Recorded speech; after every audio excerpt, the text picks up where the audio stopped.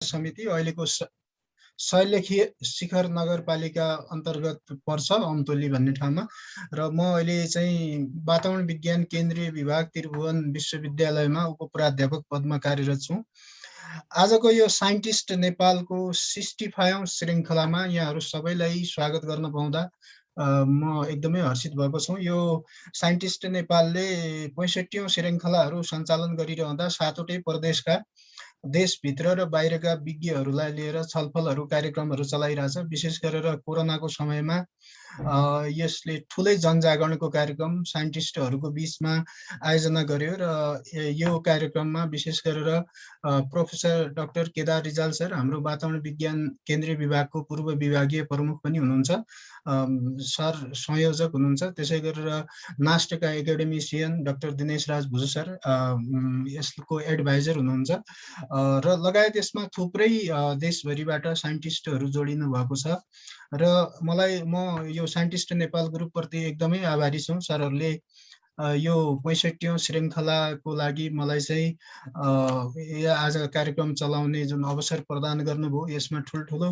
हाम्रो सुदूरपश्चिमको दिग्गज सरहरू नेपालमा मात्रै होइन विदेशमा पनि ख्यातिप्राप्त विद्वानहरूसँग भेट्ने अवसर आज प्राप्त भयो र यो कार्यक्रम सञ्चालन गर्नका लागि सुरुमा त म सबैजनालाई यो कार्यक्रममा स्वागत गर्न चाहन्छु र यो कार्यक्रम सञ्चालन गर्नका लागि आजको यस 65औं श्रृङ्खलाको सभापतित्व ग्रहण गरिदिनु हुनका लागि नेत्र ज्योतिष सङ्घका अध्यक्ष, गेटा मेडिकल कलेजका अध्यक्ष र राष्ट्रिय योजना आयोगका पूर्व सदस्य समेत रहनुभएका आदरणीय सर डाक्टर चेतराज पन्त सरलाई म सबभन्दा पहिले अनुरोध गर्न चाहन्छु। सर सरको म्युट छ, सर म्युटमा हुनुहुन्छ। सर म्युटमै हुनुहुन्छ। त्यसै गरेर अगाडि पन्त सरले नै छोटो परिचय दिइसक्नुभयो। सुदूरपश्चिममा कोरोनाको बेला मात्रै होइन धेरै पहिलेदेखि नै एकदम रमेश पन्त सर। डाक्टर पन्त एकैछिन म निराजन भाइलाई रिक्वेस्ट गर्दैछु, डाक्टर चेतराज पन्तलाई अनम्युट गरिदिनु होला। उहाँले आज हाम्रो सेसनको चेयर गर्दै हुनुहुन्छ है निराजन। यो अहिले एकछिनलाई उता होस्टले गर्नुपर्ने भएको हुनाले मैले अब भयो होला। चेतराज पन्त डाक्टर साहब अब भयो। हजुर थ्याङ्क यू भेरी मच। यहाँ चाहिँ नि हाम्रो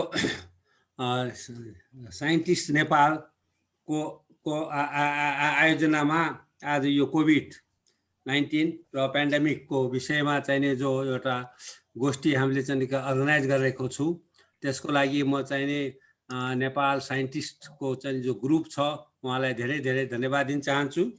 र तपाईँहरूले चाहिँ नि आज चाहिँ नि सुदूरपश्चिमको विषयमा चाहिँ नि फोकस गर्नुभएको छ। सुदूरपश्चिम चाहिँ नि देशको सबैभन्दा सबै चिजमा चाहिँ नि पिछाडिएको नै ठाउँ हो र रोग र भोगले चाहिँ नि ग्रस्त भएको ठाउँ हो। यसमा हामीलो चाहिँ नि पूर्व तयारी धेरै कम मात्रामा थियो। एक त हाम्रो चाहिँ नि स्वास्थ्यको चाहिँ इन्फ्रास्ट्रक्चर नै त्यहाँ चाहिँ नि धेरै चाहिँ नि कमजोर भएको हालतमा हामी हौँ। त्यसमा पनि 81 चाहिँ नि कोभिड-19ले जुन किसिमले आक्रमण गर्यो हाम्रो, त्यो पनि चाहिँ नि धेरै चाहिँ नि एउटा चाहिँ एट्याकको किसिमले चाहिँ नि गर्यो। किनभने हाम्रा चाहिँ नि दाजुभाइहरू साथै चाहिँ नि जो इन्डियामा चाहिँ नि काम गर्छन् आफ्नो रोजीरोटीको लागि, र उहाँहरूले चाहिँ नि आउँदाखेरि चाहिँ नि उहाँले कोरोना पनिबाट पनि सङ्क्रमित भएर जो चाहिँ नि भयावह एउटा स्थिति चाहिँ के अरे फैलाउनु भयो र त्यसको लागि कन्ट्रोल गर्न धेरै गाह्रो थियो। र त्यसमा चाहिँ नि हाम्रा चाहिँ नि स्वास्थ्यकर्मीहरू हाम्रो डाक्टर गुणराजजीको चाहिँ नि नेतृत्वमा धेरैले चाहिँ नि यसमा चाहिँ नि के अरे काम गर्नुभयो र अरू साथीहरू जति छन् सबले काम गरेर हामीलाई चाहिँ नि दुईटा के भने वेभलाई चाहिँ नि हामीले चाहिँ नि कम गर्नमा हामी चाहिँ नि सक्सेसफुल भयो। र यसमा आजको चाहिँ नि उसमा अब चाहिँ नि रिसेन्ट कुरा के छ त, अब यो चाहिँ नि this is the first time यो कोरोना चाहिँ नि जो आएको छ चाहिँ नि यो डिजिजको रूपमा, यो पेन्डेमिकको रूपमा यो फर्स्ट टाइम भएको हुनाले प्रत्येक चाहिँ नि नयाँ फाइन्डिङ कुनै पनि फाइन्डिङ चाहिँ नि नयाँ रूपमा भएको छ। पहिलेको भन्दा अहिले चाहिँ नि हाम्रा फिजिसियनहरू पनि यसलाई चाहिँ नि डायग्नोस्टिक गर्नमा र यसको नेचर बुझ्नमा र यसलाई कोप गर्नमा चाहिँ नि अलिकति ज्यादा चाहिँ नि के अरे सबल भएका छन्। र त्यसै किसिमले हामीले आफ्ना चाहिने जनताहरूलाई पनि आफ्ना चाहिने लाई पनि चाहिने सूचना चाहिने दिनुपर्छ र अहिले त्यसको साथसाथै हामीले अब यसलाई डकुमेन्टेसनको साथसाथै अब रिसर्चको रूपमा चाहिँ हामीले गरेर यस्ता खालका अरू आउनेखेरि हामीले कसरी सामना गर्ने भन्ने कुराहरूमा हामीले चाहिँ फोकस गर्नुपर्छ र आजको यस विषयमा हाम्रो चाहिँ धेरै विद्वान साथीहरू चाहिँ आउनुभएको छ र उहाँलाई चाहिँ म धन्यवाद दिन्छु। उहाँले चाहिँ यसलाई चाहिँ स्वीकार गर्नुभएको छ। त्यसै गरेर यसको सबभन्दा पहिला स्वागत गरिदिनु हुन पूर्व हाम्रो चाहिँ डिजी डाइरेक्टर जनरल लक्ष्मीराज पाठकजीलाई म अनुरोध गर्छु र आजको स्पिकरमा हाम्रो पद्मराजजी हुनुहुन्छ र हाम्रो चाहिने हाम्रो गुणराज अवस्थीजी हुनुहुन्छ जो चाहिँ सुदूरपश्चिमाञ्चलको यो चाहिँ रिजनल डिरेक्टरको पोस्टमा हुनुहुन्छ। त्यसै गरेर हाम्रो डाक्टर प्राध्यापक डाक्टर माधव भट्टजी हुनुहुन्छ, उहाँ केन्ट युनिभर्सिटीमा हुनुहुन्छ र त्यसै किसिमले हाम्रो अरू चाहिँ साथीहरू पनि जस्तो चाहिँ के यसमा चाहिँ जोडिनु हुनुहुन्छ र यसमा चाहिँ हाम्रो पब्लिक हेल्थका एसोसिएसनका चाहिँ अहिलेको चाहिँ अध्यक्ष हाम्रो श्रीकृष्ण भट्टजी पनि हुनुहुन्छ र थुप्रै अरू साथीहरू आफ्नो फिल्डको हस्ती हुनुहुन्छ। उहाँ सबैलाई फेरि म एकचोटि स्वागत गर्दै यो कार्यक्रमलाई अगाडि बढाइदिनु हुनु म अनुरोध गर्छु र सर्वप्रथम म डाक्टर लक्ष्मीराज पाठकजीलाई चाहिँ नै आमन्त्रित गर्दछु स्वागत गर्नको लागि। Thank you. हस् धन्यवाद पन्त सर। सरको आज्ञाले चाहिँ मैले चाहिँ हाम्रो आदरणीय गुणराज अवस्थी सरलाई यो कार्यक्रममा स्वागत गर्न चाहन्छु। त्यसै गरेर हाम्रो केन्ट स्टेट युनिभर्सिटीबाट प्रोफेसर माधव प्रसाद भट्ट सरलाई यो कार्यक्रममा स्वागत गर्न चाहन्छु सर। धन्यवाद। त्यसै गरेर हेल्थ टुडेबाट पदमराज जोशी सरलाई यो कार्यक्रममा स्वागत गर्न चाहन्छु। जोशी सर हुनुहुन्छ सर? एकदमै नमस्कार धन्यवाद। त्यसै गरेर associate professor head of department of lab medicine Manmohan memorial इन्स्टिट्युटबाट हाम्रो महेन्द्र भट्ट सर हुनुहुन्छ। डाक्टर महेन्द्र भट्ट सर हुनुहुन्छ सर? महेन्द्र सर। जनस्वास्थ्यविद श्रीकृष्ण भट्ट सर हुनुहुन्छ सर? उहाँ हुनुहुन्छ।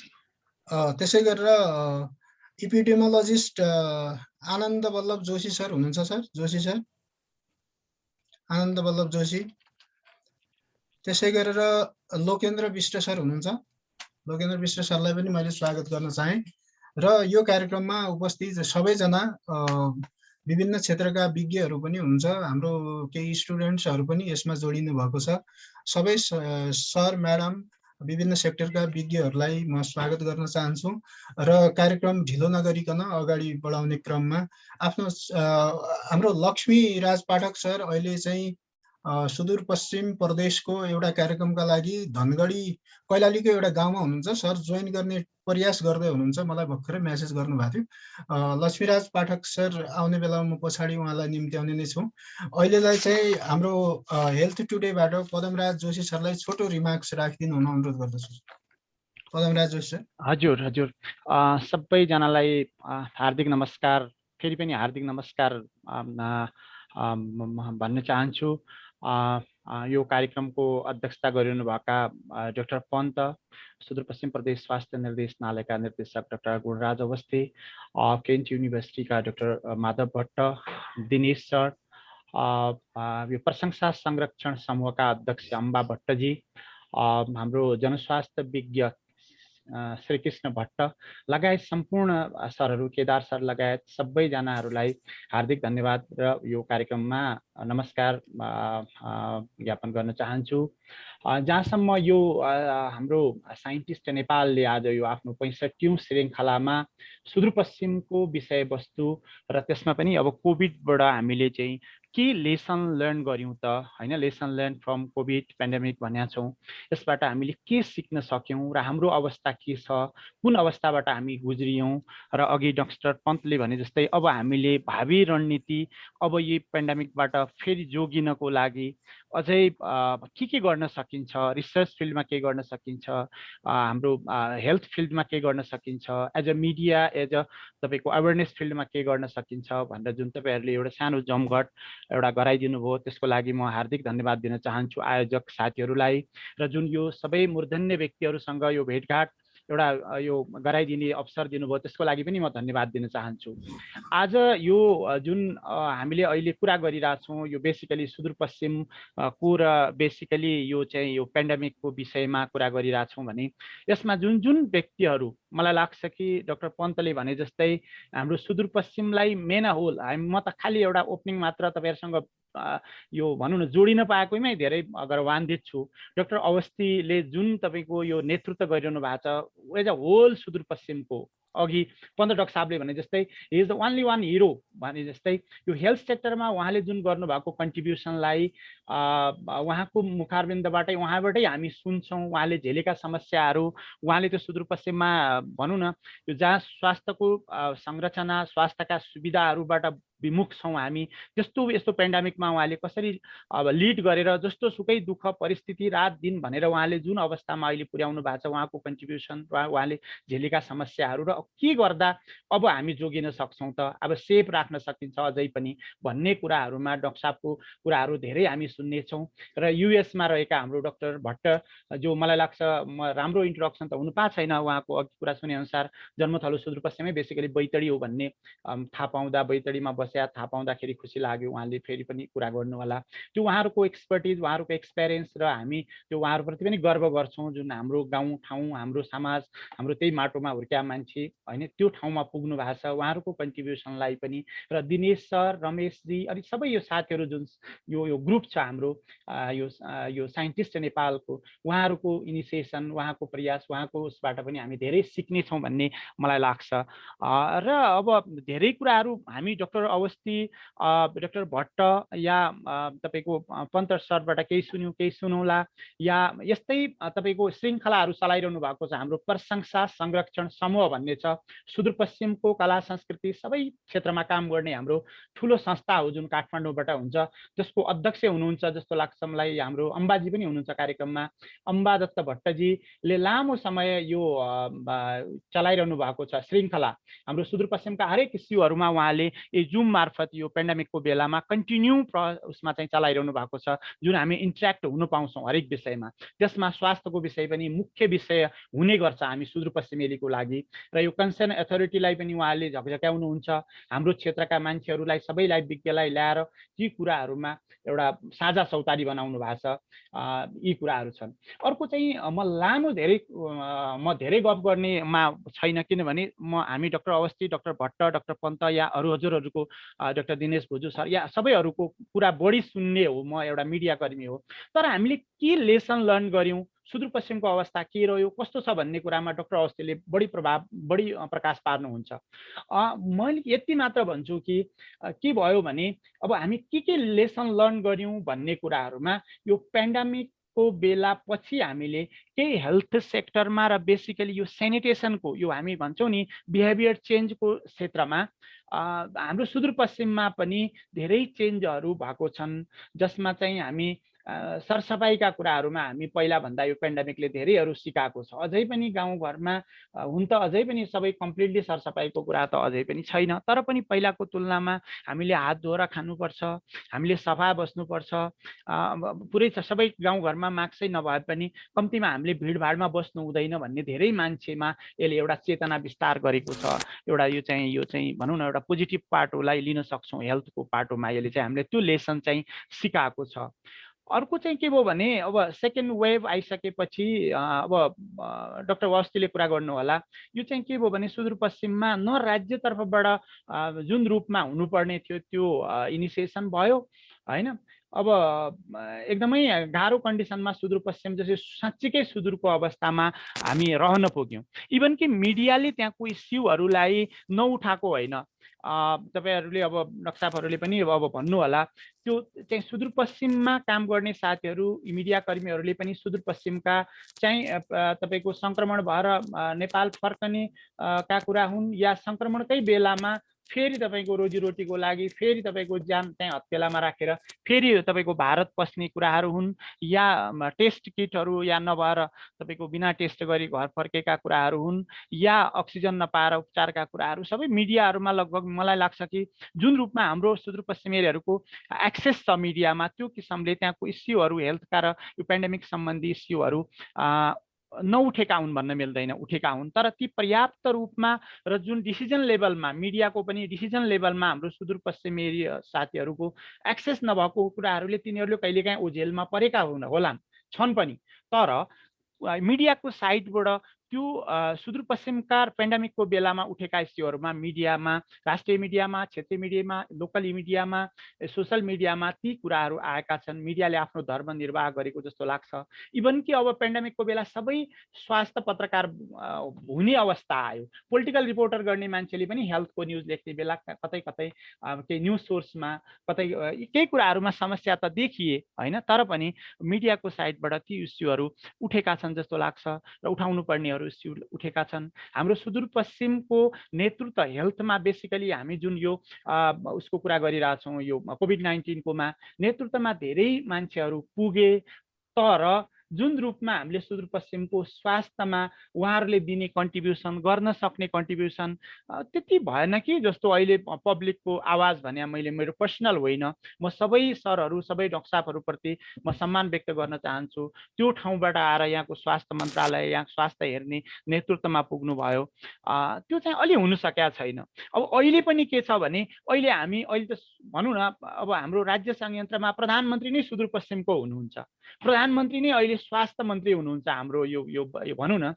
अब त्यो बेला पनि हामीले फेरि एउटा खोप नपाउने अवस्था, डाक्टर अवस्थीले त्यो कुरा अहिले ल्याउनु होला, कति के कन्डिसन, कति मान्छेले अहिले पनि अब खोप पाइसकेका छन्, कतिले पाउन सकेका छैनन्, त्यो कन्डिसन। त्यसमा हाम्रो अलि हामी पदमा पोस्टमा पुग्ने बेला पनि हामीले त्यो गर्न नसकेका हौँ कि भन्ने जस्तो हुन्छ।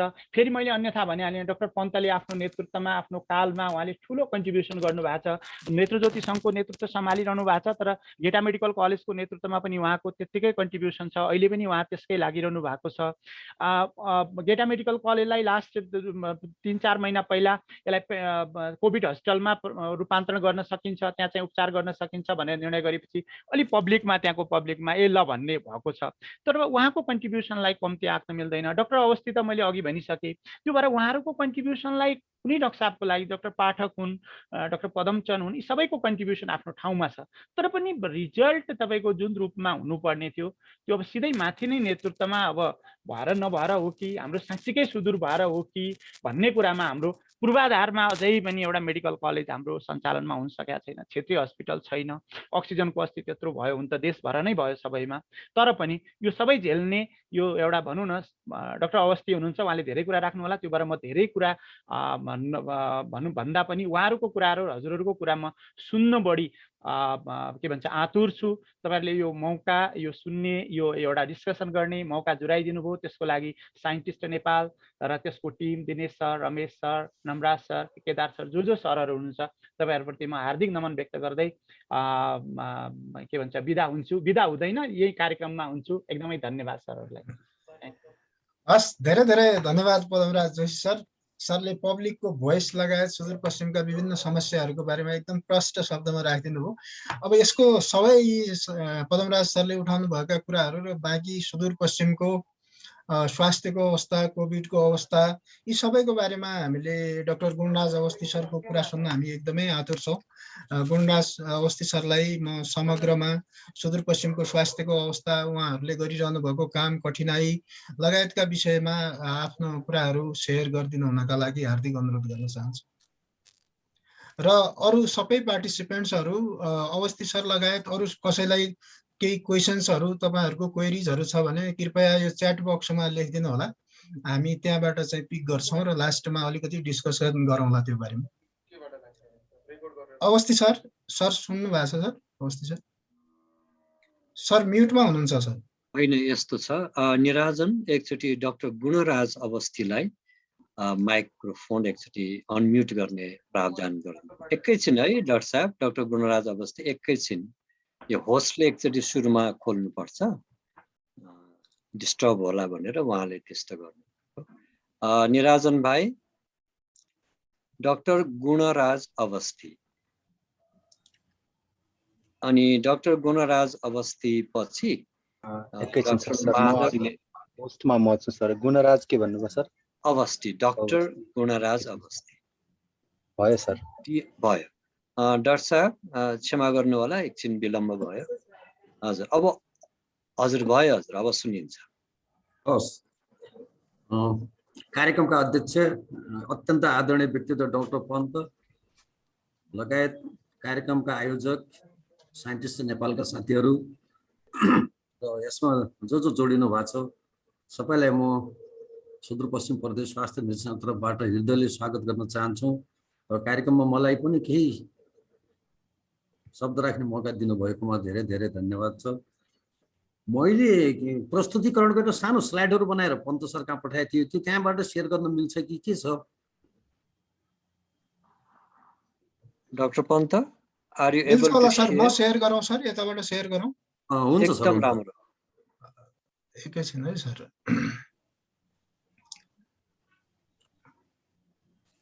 अब 2076 छोटकरीमा भन्दाखेरि 2076 चैत महिनामा नेपालमा सबैभन्दा बढी 5वटा केस पोजिटिभ भएको सुदूरपश्चिममा हो, धनगढीको सेरोफेरोमा। यो कपालको रौँ गर्न सजिलो हुन्छ होला, तर ती दिनहरूमा कति फोन आउने र कति कुन मान्छेलाई के रिप्लाई गर्ने भन्ने निकै नै गाह्रो भयो त्यो हेर्नुहोस्। हामीलाई खाना पनि खायो खाएन, सुत्नु पनि सुतेन, कसित के गरियो भन्नु पनि साँझतिर सोच्यो भने समीक्षा गर्नु पनि गाह्रो, यस्तो अप्ठ्यारो अवस्था भयो 2076 चैत वैशाख सुरुमा आउँदाखेरि। अब धेरै थोक हामी कहाँ थिएन र के चाहिन्छ त्यसको व्यवस्थापन गर्ने भन्ने कुरा पनि हामीलाई थाहा थिएन। अब नमुना सङ्कलन गर्नु पर्यो, पिसिआर प्रयोगशालाहरू चाहिन्छ भन्ने कुरा आयो। रमेश सर, अब स्लाइड मोडमा, प्रेजेन्टेसन मोडमा राखिदिनु होला। भयो सर?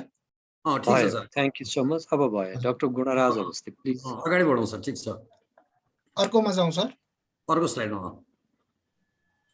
यो सुदूरपश्चिम प्रदेशको अब भनौँ सामाजिक विकास मन्त्रालय धनगढीमा छ र हामी चाहिँ डोटीमा छौँ। झन्डै 6 घन्टाको फरकमा छ निर्देशनालय र मन्त्रालयको, होइन। पहिलेको सिस्टममा अब सबै स्वास्थ्य तथा जनसङ्ख्या मन्त्रालयको कमान्डमा देशको स्वास्थ्य सिस्टम चल्थ्यो भने अहिले 753 को आफ्नो किसिमले चलाएको छ, 60 प्रदेशले आफ्नो किसिमको छ र सङ्घको एउटा भनिएको छ।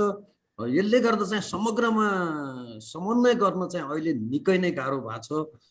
यो 3 तहमा बाँडिसकेपछि यति तिम्रो भाग, यति यसको भाग, यति यसको भाग भनेको छ। तर पनि हामी कोभिडको बेला चाहिँ नि प्राय सबै चाहिँ केन्द्र प्रदेश स्थानीय तह सँगसँगै हिँडेर यसलाई चाहिँ नि के न के व्यवस्थापन गर्न सकियो। अगाडि बढौँ सर। अब सुदूरपश्चिमको अहिले यहाँ धेरै सरहरू आदरणीय व्यक्तित्वहरू यही प्रदेशको हुनुहुन्छ। झन्डै 28.5 लाख जति जनसङ्ख्या छ हाम्रो भनौँ, र यो हिसाबको चाहिँ हाम्रो पपुलेसन छ। 1 वर्ष मुनिको, 2 वर्ष मुनिको, 5 वर्ष मुनिको यति चाहिँ गर्भवती महिलाहरू हुन्छन्। एक्सपेक्टेड प्रेग्नेन्सी यति र लाइफ बर्थ चाहिँ यति हुन्छ भन्ने हाम्रो यो हरेक वर्ष चाहिँ एचएमआई सेक्सनबाट स्वास्थ्य सेवा विभागबाट आउँछ। यो मैले यहाँ राखेको। अगाडि जाउँ। र अब स्वास्थ्य सेवा हिजोको भन्दा अहिले सुधार भएको छ र खास गरिकन पब्लिक हेल्थ इन्डिकेटरहरू लामो समयदेखि हेर्नुहुन्छ भने करिब 68, 69, 70, 71, 72 सालसम्म सुदूरपश्चिमको 9वटा जिल्ला चाहिँ वार्षिक समीक्षाहरूमा स्वास्थ्य मन्त्रालयले, स्वास्थ्य विभागले जो गर्थ्यो, टप 10 भित्र चाहिँ नि 4वटा, 5वटा, 6वटा जिल्लाहरू आएको थिए। क्युरेटिभ सर्भिसमा हामीले धेरै अगाडि बढ्न नसक्यो भने प्रिभेन्टिभ सर्भिसहरू चाहिँ सुदूरपश्चिमको राम्रो थियो। र अहिले चाहिँ सङ्ख्या बढ्दैछ। जस्तो अहिले 13वटा अस्पतालहरू छन्, प्राथमिक स्वास्थ्य केन्द्र 16वटा छन्, हेल्थ पोस्ट 375 छ। अनि अहिले हेल्थ पोस्टभन्दा मुनि समुदायको नजिकै स्वास्थ्य सेवा दिने भनेर कम्युनिटी हेल्थ युनिट भनेर राखिएको छ। सामुदायिक स्वास्थ्य इकाइ भनेर त्यो 140 छ। गाउँपालिकामा भने नगरपालिकाहरूमा चाहिँ अर्बन हेल्थ क्लिनिक भन्ने छ, नयाँ संरचना आएको, त्यो 87 छ। र खोप केन्द्रहरू हाम्रो चाहिँ 1775वटा छन्। र गाउँघर क्लिनिक जुन स्वास्थ्य चौकीभन्दा अलिक टाढाको बस्तीलाई चाहिँ मासिक रूपमा गएर सर्भिस दिनुहोस् 1400 यति छ भने आयुर्वेद केन्द्र चाहिँ 42वटा छन् अहिले सुदूरपश्चिममा। समग्र यति संस्थाबाट चाहिँ हामी स्वास्थ्य सेवा उपलब्ध गराइरहेका छौँ। अब भनिहालेँ 76 चैतमा आउँदा त यति गाह्रो भयो थियो। अब सबै मानव जातिको लागि अप्ठ्यारो थियो। हामी पनि भनौँ नयाँ आयो कसरी व्यवस्थापन गर्ने। जब काठमाडौँमा चाहिने पिसिआर प्रयोगशाला सञ्चालन ल्याइसकेपछि मेरो प्रदेशका मुख्यमन्त्रीदेखि सबैसित केन्द्रको पनि स्वास्थ्य मन्त्रालयका मन्त्री सचिव जो हुनुहुन्थ्यो सम्बन्धित व्यक्ति सबैसित कुरा आउँदाखेरि काठमाडौँपछि पहिलो पटक चाहिँ पिसिआर मसिन हामीले धनगढीमा ल्याउन सफल भयौँ, सञ्चालन गरियो। र अहिले सुदूरपश्चिमको झन्डै 60 ठाउँमा चाहिँ अहिले हाम्रो पिसिआर प्रयोगशालाहरू सञ्चालनमा छन्। पहिले चाहिँ 2 हप्ता 4 हप्तासम्म पनि कुर्नु पर्ने थियो रिपोर्टको लागि भने अहिले चाहिँ 1 दिन 2 दिनभन्दा बढी कुर्नु पर्दैन। र 76 चैतदेखि नै हामीले जब कोभिडको आयो त्योबाट परीक्षण गर्दाखेरि झन्डै यो हिजो साँझ 5 बजीसम्मको तथ्याङ्क हो, आजको अहिले अब अपडेट हुँदैछ। 2,03,073 जना जतिलाई हेर्दाखेरि 36,569 जना जति चाहिँ पोजिटिभ भएको छ। र त्यसमध्ये चाहिँ 334 जना पिसिआर टेस्ट गरेको र समग्रमा 1 जना थपिया छ आज बिहानमा। 580 जनाको चाहिँ मृत्यु भएको छ सुदूरपश्चिममा यसले कोभिडले गर्दाखेरि। र अहिले पछि चाहिँ एन्टिजेनहरू पनि उपलब्ध भयो र अहिले ठाउँ ठाउँमा चाहिँ एन्टिजेन टेस्टहरू पनि हामीले सुरु गरेका छौँ। र प्रयोगशाला सञ्चालन गर्न हामीलाई सामग्री जुटाउनु पनि निकै गाह्रो थियो, जुटाउन सफल भयौँ। अब जनशक्तिहरू थिएन, त्यसपछि विभिन्न सङ्घ संस्थाहरूसित सहयोग मागेर बायोमेडिकल के अरे मोलिकुलर प्रयोगशाला सञ्चालन गर्ने जनशक्तिहरू केही भर्ना गरियो, केही सङ्घ संस्थाले सहयोग गर्यो, केहीलाई हामीले पनि 1 महिना 15 दिने काठमाडौँमा राष्ट्रिय संस्था प्रयोगशाला पठाएर ट्रेनिङहरू गरायौँ। र यसले गर्दा अहिले भनौँ अछामको कमल बजारमा छ प्राथमिक स्वास्थ्य केन्द्रदेखि लिएर जिल्ला तहको चाहिँ यो मसिनहरू चाहिँ हामीले सञ्चालन गरेका छौँ र छिटो चाहिँ रिपोर्ट आइरहेको छ। अहिले अगाडि जाउँ सर। अब मेल फिमेलमा हेर्दाखेरि चाहिँ अब मेलहरू नै धेरै छन् सङ्क्रमित भएको र फिमेलहरू पनि झन्डै 11,000 जति छन्। अगाडि जाउँ सर। उमेर अनुसार अब सबभन्दा बढी गाह्रो के भने बेरोजगारी, गरिबी सबै कुरा यहाँहरूले अघि पनि भनिसक्नु भएको छ। सुदूरपश्चिममा अन्त प्रदेशभन्दा बढी नै छ र भारतमा नगइकन चाहिँ दैनिक जीवन धान्न निकै गाह्रो छ। र जति केसहरू आयो हामी कहाँ 100% नै भारतबाट आएका मान्छेहरूबाट नेपाल भित्रिएको पनि हो पहिलो चरणमा। अनि बिचमा भारत जान बन्द भएको थियो, सीमा नाकाहरू नै बन्द थिए, फेरि सीमा नाकाहरू खुल्ले धेरै मान्छे बाहिर गए। अहिले पनि धेरै यो दोस्रो लहर आइसकेपछि पनि धेरै मान्छेहरू बाहिर गएका छन्। अब असोज कार्तिकतिर चाहिँ उहाँहरू दसैँ तिहारको लागि घर फर्कन्छन् र त्यति बेला जुन अहिले अनुमान एउटा गरिएको छ तेस्रो वेभ आउन सक्छ कि सेप्टेम्बर अक्टोबरतिर भने अझै पनि हामीलाई खतरा नै छ। अझै हामीले चाहिँ पहिलेको भन्दा बढी चाहिँ काम गर्नुपर्ने हुन्छ र त्यो हिसाबले अहिले हामी व्यवस्थापन गर्ने पनि प्रयास गरिरहेका छौँ, भइरहेको पनि छ। र खास गरिकन वर्किङ भनौँ न एजको मान्छेहरू 20 देखि 29, 30 देखि 39, 40, 49 वर्षको मान्छेहरूको सङ्ख्या चाहिँ नै सङ्क्रमित सङ्ख्या चाहिँ नै बढी देखा परेको छ। अगाडि जाउँ सर। अब अघि मैले भने यहाँहरूलाई 7 वटा ठाउँमा हाम्रो अहिले पिसिआर प्रयोगशाला छ। सेती अस्पताल भयो, महाकाली, डडेलधुरा, बैतडी, बजाङ, डोटी र कमल बजारमा। अगाडि जाउँ सर। अब यो बिचमा अब स्वास्थ्य सेवा भनेको अवस्था जस्तो आउँछ त्यो अनुसार व्यवस्था गर्ने पनि एउटा सिस्टम हो। अब पहिलो चरणमा चाहिँ ल मान्छे आइसियुमा राख्नुपर्ने भन्यो, भेन्टिलेटर, कार्डिक मोनिटरहरू, आइसियु बेडहरू, एचडियु बेडहरू एकदम थिएन। अब खालि सेती अस्पतालमा 5 वटा जति मात्रै भेन्टिलेटरहरू थियो, आइसियु बेडहरू पहिले थियो। अहिले चाहिँ प्राय सबै अस्पतालहरूमा भेन्टिलेटर छन्, आइसियु बेडहरू, एचडियु बेडहरू छन्। अब दोस्रो चरणमा अक्सिजनको निकै हाहाकार भयो, अघि हाम्रो जोश सरले पनि भनिसक्नुभयो, सबैलाई थाहा पनि छ। सेतीमा एउटा सानो प्लान्ट थियो, उसले धान्न नसक्ने, अनि डल्दा अस्पतालमा सानो थियो। अहिले प्रदेश सरकार, नेपाल सरकार सबैले चाहिँ सबै जिल्ला अस्पतालहरू सुदूरपश्चिममा सबै अस्पतालहरूमा अक्सिजन प्लान्टहरू जडान भइराखेका छन्। र त्यति बेला अक्सिजन सिलिन्डरहरूको निकै नै अभाव थियो र भर्न पनि नपाउने। यहाँदेखि हामीले विराटनगरसम्म समन्वय गऱ्यौँ, नेपालगञ्जसम्म पनि समन्वय गरेर हामीले पठायौँ। त्यहाँको सिडिओ साहबहरूलाई निकै अनुरोध गऱ्यौँ, सिडिओ मार्फत मुस्किलले अक्सिजन आपूर्ति गराउन सकेका थियौँ। अहिले हरेक स्वास्थ्य संस्थामा अक्सिजन सिलिन्डर प्रशस्त छ, भरिएका छन्।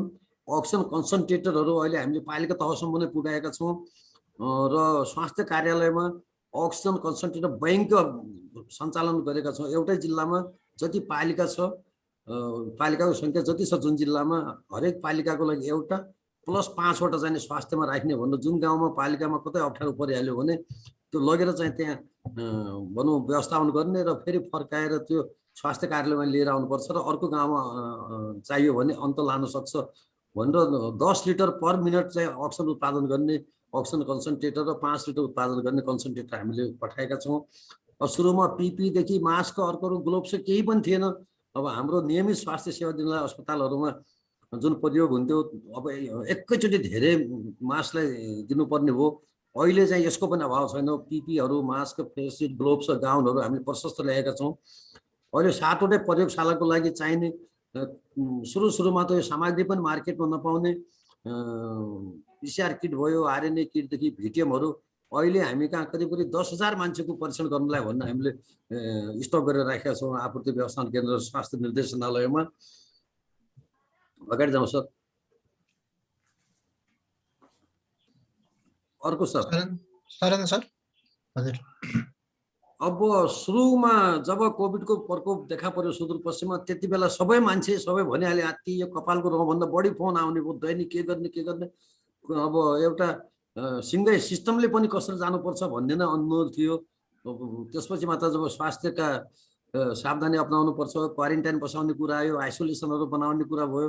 सुदूरपश्चिममा 2077 जेठ महिनाको अन्तिम साताको तथ्याङ्क हेर्नुहुन्छ भने जेठ 26-27 गतितिर 80,000 जति बेड चाहिँ तयार गरेको थियो। हरेक पालिकाले स्कुलदेखि लिएर अरू भवनहरू जुन छन् खाली र एक दिन जेठ 27 गतिका दिन त 67,500 मान्छे पनि क्वारेन्टाइनमा बसेका थिए। त्यति बेला चाहिँ गाउँमा धेरै फैलिन सकेन। एक त पिसिआर टेस्टहरू पनि रिपोर्टहरू ढिला एकदम आउने, सीमानाकाबाट आएको मान्छेलाई सिधै क्वारेन्टाइनमा राख्ने, 15 दिन 1 महिना 45 दिनसम्म बसेका छन्। त्यहाँबाट नमुना सङ्कलन गरेर हामीले काठमाडौँ पठाउनु पर्ने हुन्थ्यो। अब दैनिक गाडीमा पठाउन नसक्ने भएर हामीले 1 हप्ता जति चाहिँ स्वास्थ्य मन्त्रालयले अनुरोध गरेर हेलिकप्टर मार्फत पनि गाउँ गाउँमा भएको क्वारेन्टाइनहरूको त्यति बेला सुदूरपश्चिम प्रयोगशाला सञ्चालन हुन सकेको थिएन।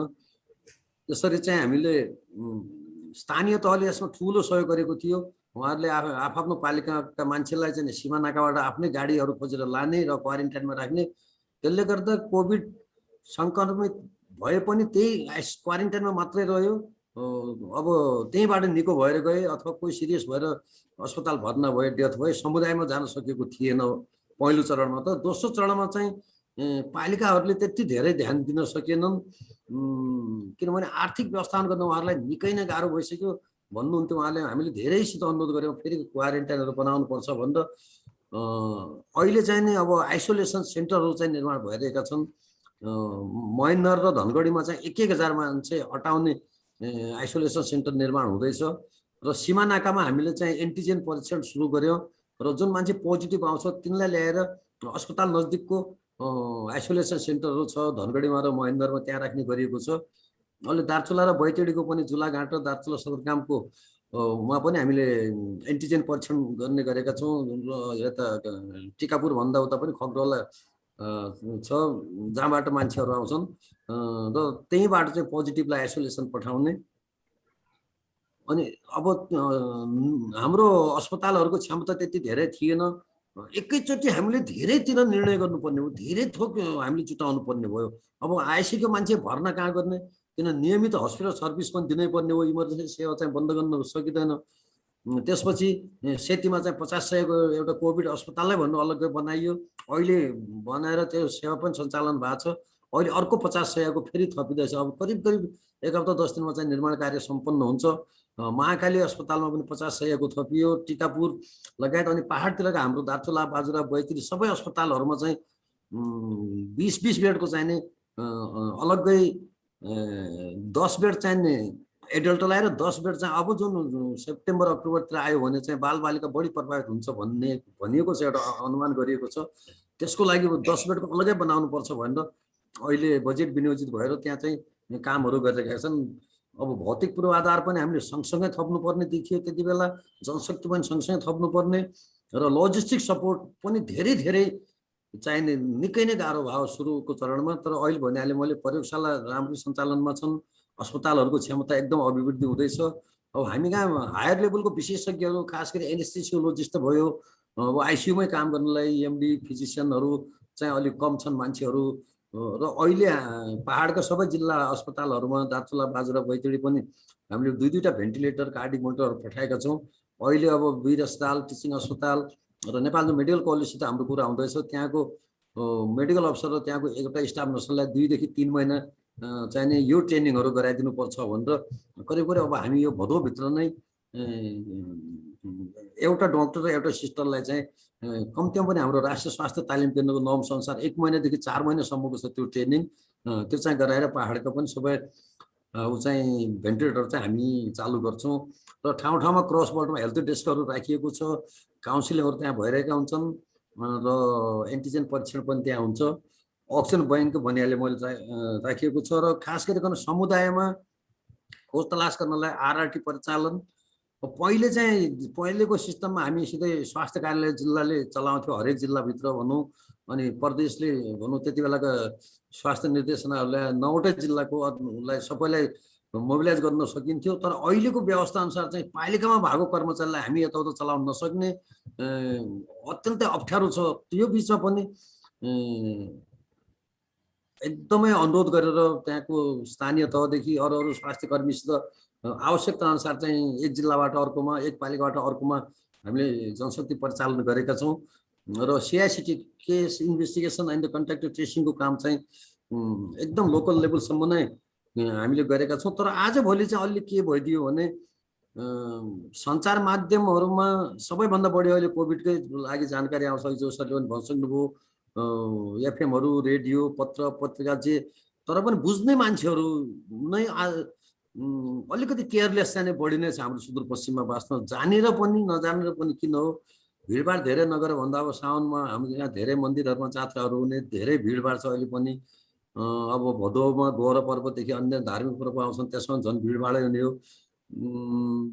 र अब बिहा उसमा वैशाख जेठतिर बिहा गर्दा पनि धेरै मान्छे र खास गरेर चाहिने मास्कहरूको प्रयोग चाहिँ एकदमै कम गरेको पाइन्छ र अहिले चाहिँ एउटा अभियानका रूपमा फेरि नेपाल सरकारले मास्क अभियान भनेको छ र हामी पनि सबै जिल्लादेखि स्थानीय तहसम्म चाहिँ त्यो अभियानलाई चाहिँ अगाडि बढाइरहेका छौँ। अगाडि जाउँ सर।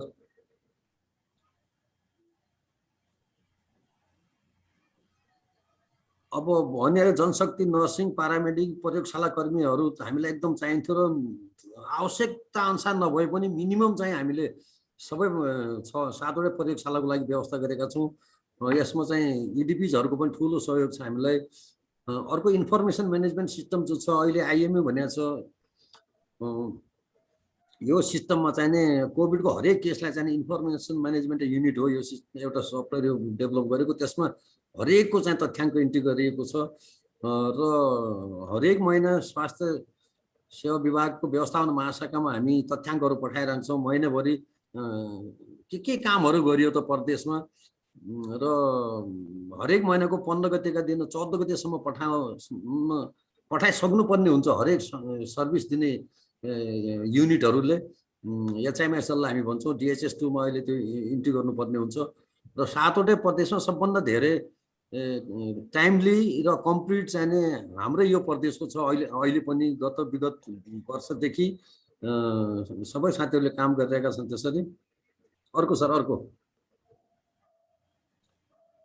अनि अब अहिले 7वटै प्रदेशमा provincial health emergency operation centre भन्ने छ, जसले चाहिने आफ्नो प्रदेशभित्रको, अब हाम्रो पनि यहाँ दिपायलमै छ स्वास्थ्य निर्देशालयमा 88वटा स्थानीय तह र 734वटा वार्डहरू छ।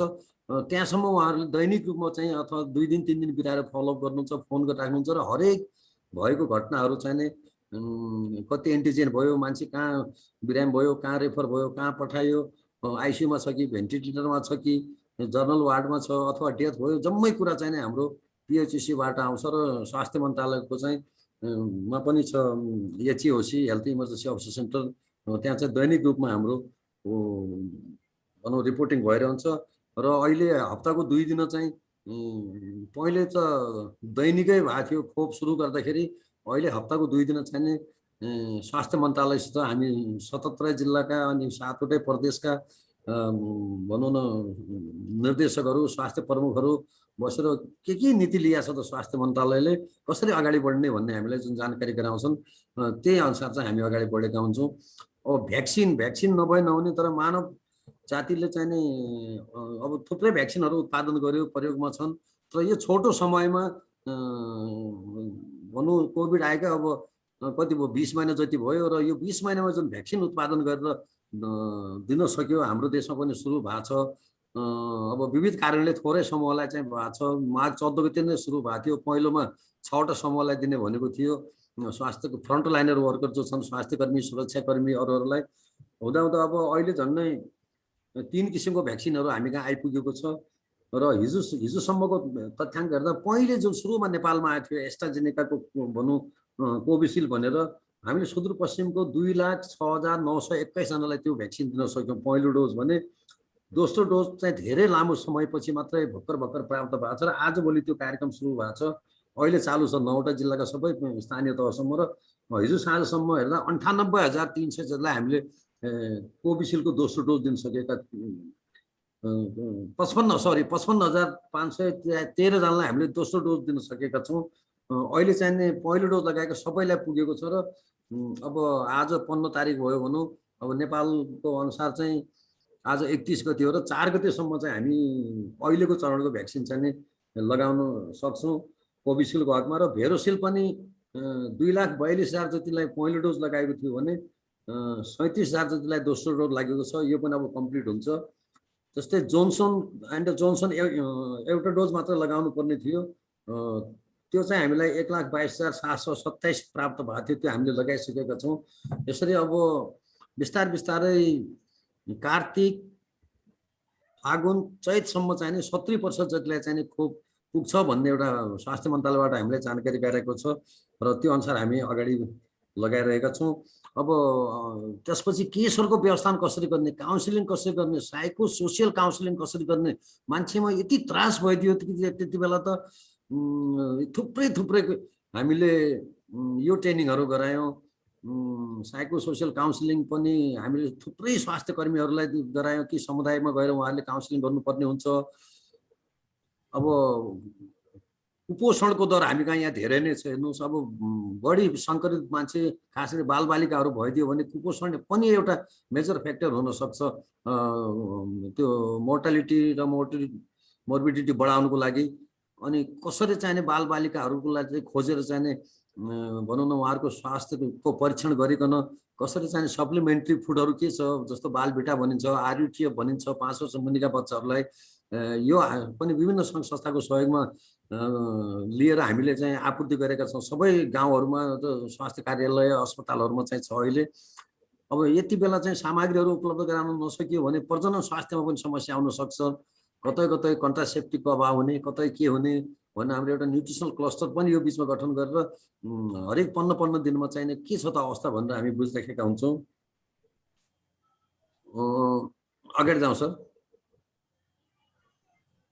अब भनिहालेँ सुदूरपश्चिममा पहिलेदेखि नै एकदमै जनशक्तिको अभाव थियो र अहिले पनि एकदम अभाव छ। अब डाक्टर चेतराजहरूको अत्यन्तै मेहनत, अत्यन्तै प्रयासले सायद नेपालको एउटा अत्यन्त राम्रो मेडिकल कलेज भवन बन्दैछ। अब त्यहाँ छिटो त्यहाँ पढाइ सुरु भएर त्यहाँबाट एमबिबिएस त्यसपछि भनौँ न थप स्पेसिएलिटीका सर्भिसहरू दिन सक्यो र त्यसमा चाहिँ करिब 15देखि 20 वर्ष मान्छे अथवा 10% कति सकिन्छ सुदूरपश्चिमकै हुनुपर्छ भन्ने पनि एउटा प्रावधान राखिदियो भने सजिलो होला जस्तो लाग्छ भविष्यमा यहाँ जनशक्तिलाई निरन्तरता दिनको लागि। अब अझै पनि अब सेप्टिक लेभल 2 सम्मको अहिले हामीले प्रयोगशाला सञ्चालनमा ल्याएका छौँ। अब यसलाई चाहिँ 3, 4 अझै माथि बनाउनलाई चाहिँ नि प्रयासहरू भइरहेको छ। अगाडि जाउँ सर।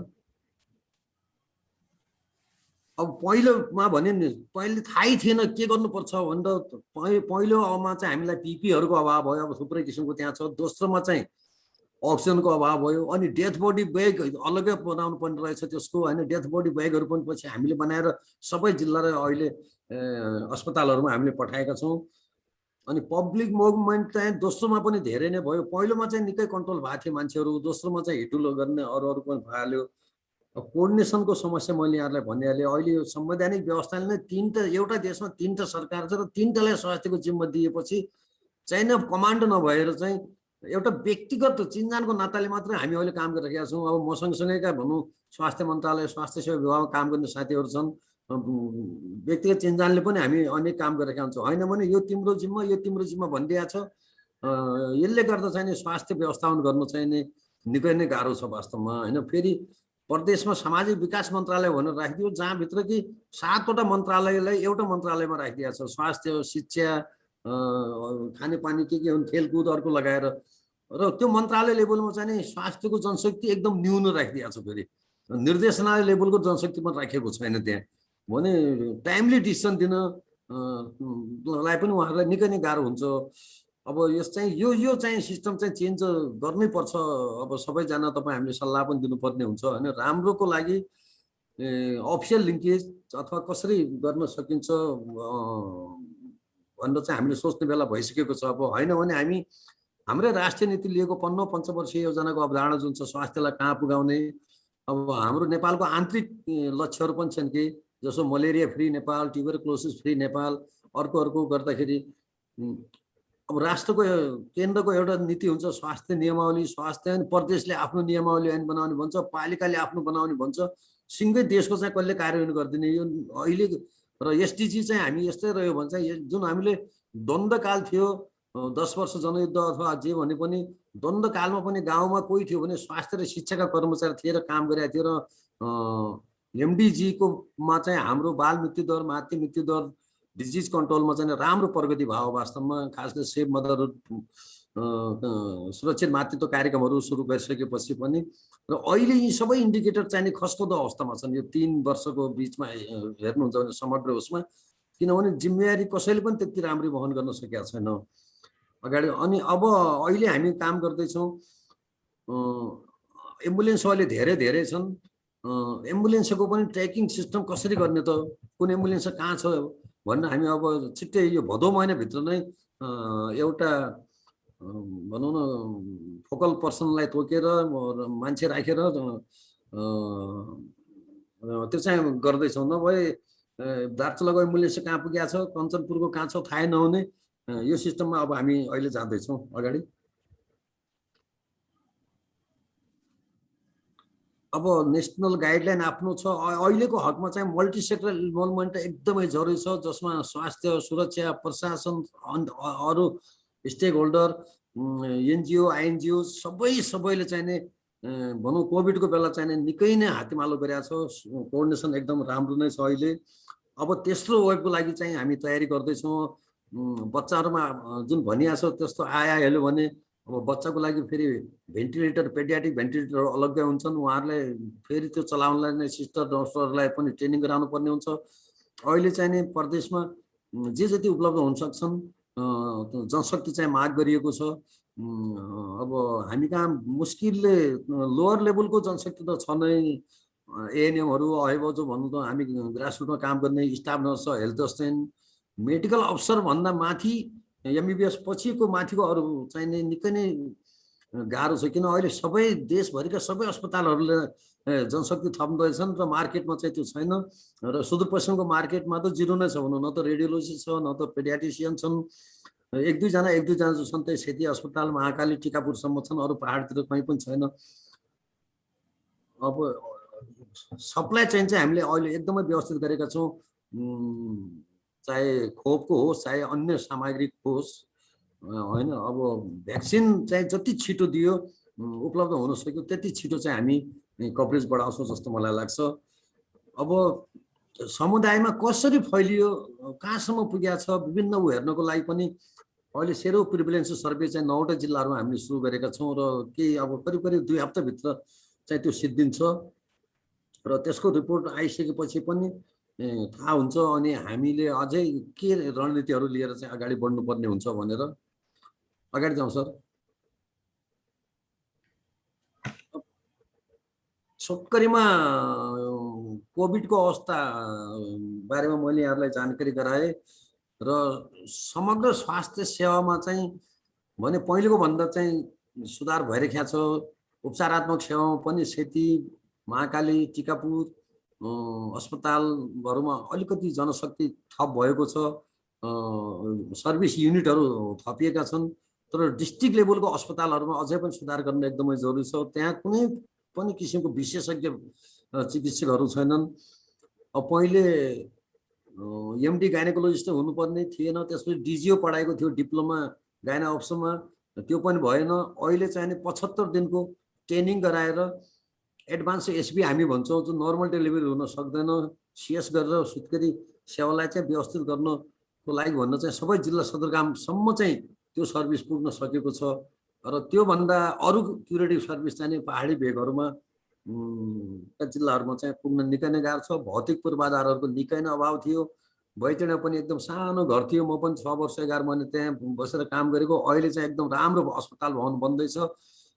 अरू जिल्ला सदरमुकाममा पनि धेरै वर्ष 29 साल 30 सालतिर बनेका भवनहरू थिए, तिनले अहिलेको माग धान्न नसक्ने भएर भौतिक पूर्वाधारहरू चाहिँ नयाँ बन्दैछन्।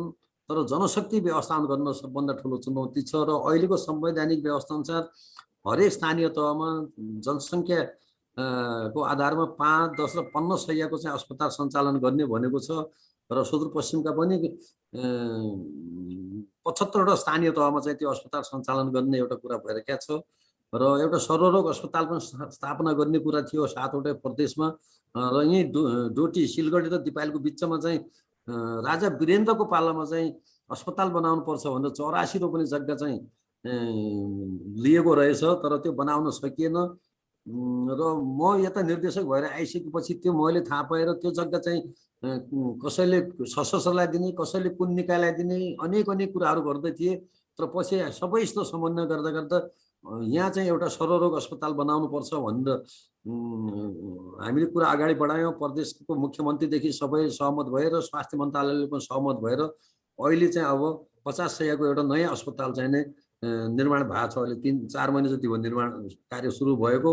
अब त्यसको पनि नयाँ अर्गानोग्राम आएर थप जनशक्ति आयो भने अवश्य पनि स्वास्थ्य कर्मीहरू प्रदेशमा थपिन्छन्। र अब भनिहालेँ मैले, जस्तो अवस्था आउँछ त्योसित जुझ्नलाई हामीले सोच्नु पर्ने हुन्छ। टाइमली हो, टिमवर्क हो होइन, एकजनाले केही गर्न सक्दैन, सबैजना मिलेर अगाडि बढ्यो भने हामी यो सङ्कटबाट चाहिँ पार पाउँछ जस्तो मलाई लाग्छ। र यत्रो आदरणीय सरहरूले यो कार्यक्रम राख्नुभयो र मलाई समय दिनुभयो, धेरै धेरै धन्यवाद। अरू केही कुरा पर्यो भने हामी छलफलमा गरौँला फेरि। धन्यवाद सर। हस्, धेरै धेरै धन्यवाद गुणराज अवस्थी सर। सरले पुरै इन्फर्मेटिभ, एकदमै इन्साइटफुल त्यहाँको तथ्यपरक कुराहरूलाई राखिदिनु भयो। अब यहाँ चाहिँ 1-2 जना सर म्याडमहरूले हात उठाउनु भयो जस्तो लाग्यो।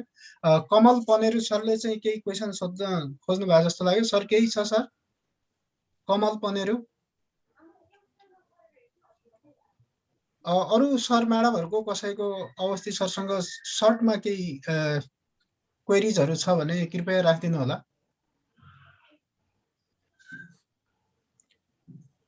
ठिकै छ, च्याट बक्समा लेख्दै गर्नु होला। हामी यो कार्यक्रमलाई दिनेश सर अगाडि बढाउँ होइन सर? अगाडि बढाउनुहोस्। हजुर, मलाई चाहिँ त्यही लाग्छ होइन चेतराज सर, पहिले इन्भाइटेड स्पिकरहरूको कुरा सुनौँ अनि होइन चेतराज सर? हजुर त्यही हो। पहिला चाहिँ प्रेजेन्टेसन चाहिँ गरौँ हजुरको, त्यसपछि एकैचोटि अनि क्वेसन एन्सर चाहिँ गर्नु। हस् Chetraj sir, thank you Dinesh sir. हस्, अब हाम्रो आजको हामीले चाहिँ केन्ट स्टेट युनिभर्सिटीबाट प्रोफेसर माधव प्रसाद भट्ट सरलाई अन्तर्राष्ट्रिय अनुभव पनि यो कोरोनाको पिरियडको चाहिँ सेयरिङ गरिदिनु हुनका लागि निम्त्याएका छौँ। भट्ट सर कृपया सरले चाहिँ सेयरिङ गरिदिनु होला सर। Thank you. भट्ट सरलाई अनम्युट गरिदिनु पर्ला सर। भुजु सर कसले हेर्नु भएको छ? Thank you.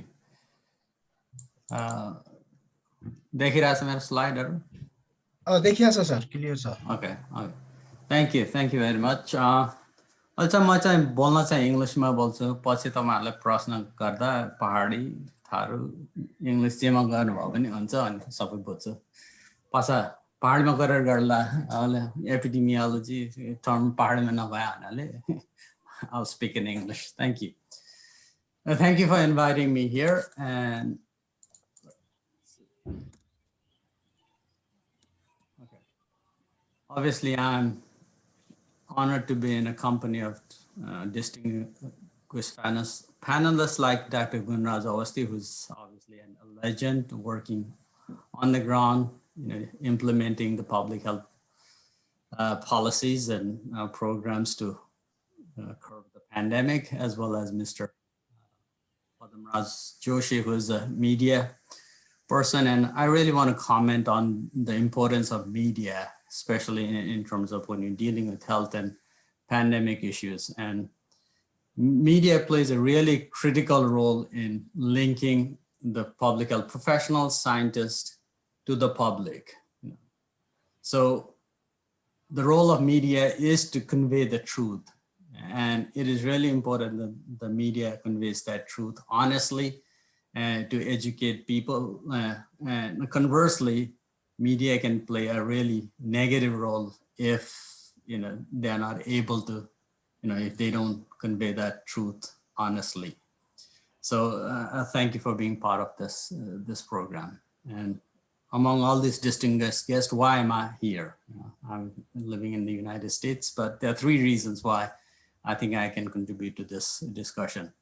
Obviously, first is I'm a trained epidemiologist. I'm a scientist, so I like to think I keep up with the best science and the most current science that related to the COVID-19 pandemic. The second is I have roots in Baitari. Actually, I'm from Sudur Paschim. I grew up in Baitari, and earlier in the informal discussion, I was commenting on whether Dr. Panta was in Baitari Hospital in the 1970s. The reason I ask is when I was living in Baitari, when I was a kid, like any kid growing up in Nepal, I had worms, roundworms. And after my dad went to every doctor, Vaidya, Mantar, Jantar, everything else, and he went to Dr. Panta. He diagnosed, obviously, I had worms. So back in 1970s, they didn't have mebendazole.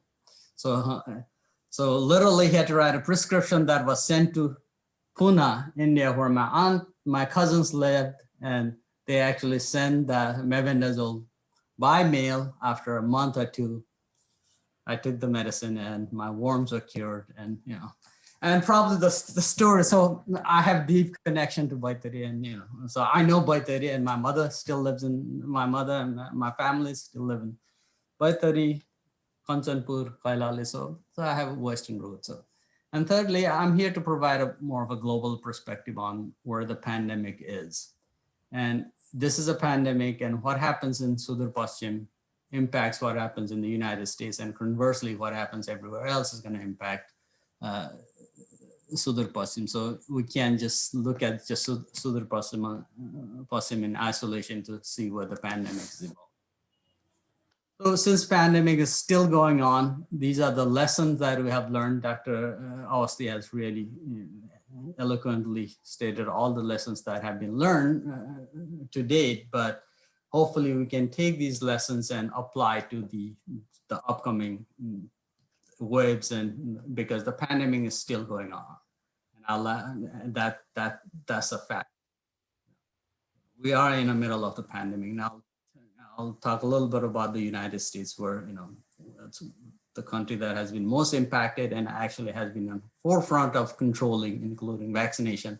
We are still in the 4th wave of a pandemic ongoing, and coming in the fall and winters of 2021, we are likely to have more problems. So Nepal and Sudur Paschim, I can honestly say, is not over yet.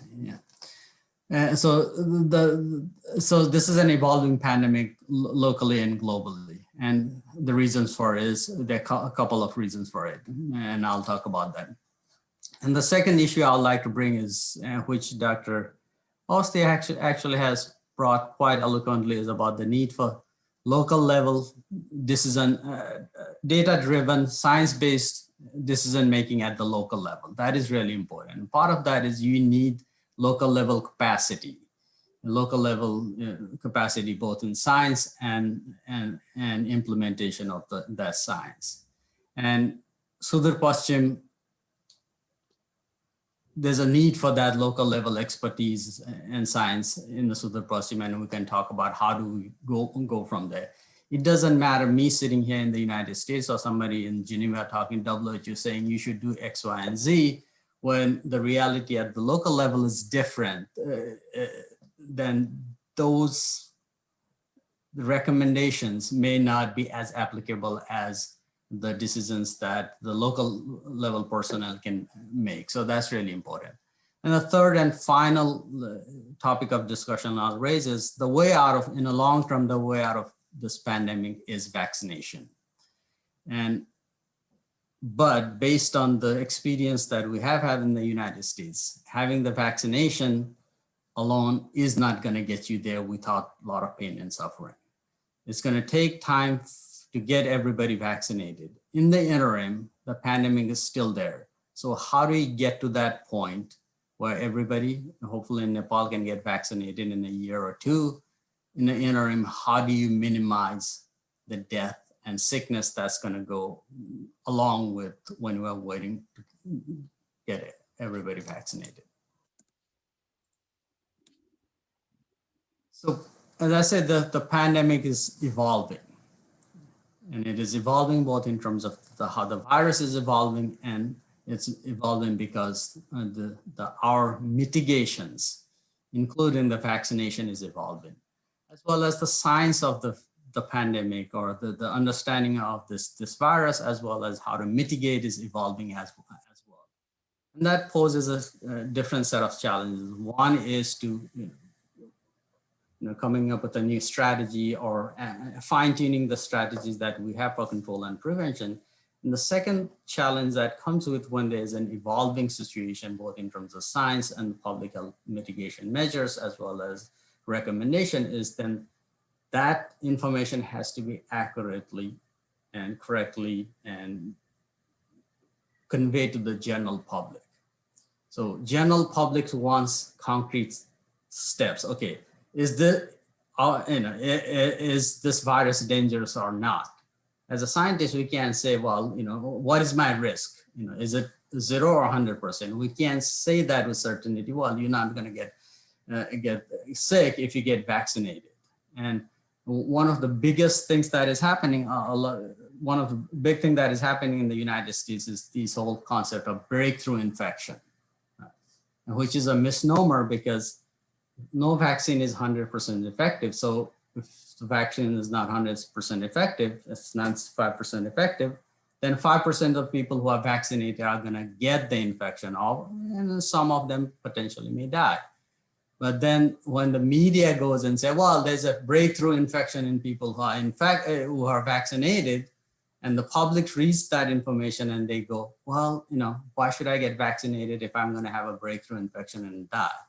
Instead of saying, well, 95% of the people who are vaccinated are gonna be protected, the focus is on, quote unquote, those breakthrough infections. In fact, those are not breakthrough infections. Most of the time, those people who got vaccinated, their immune response never was able to mount the response required for it to deal with the virus.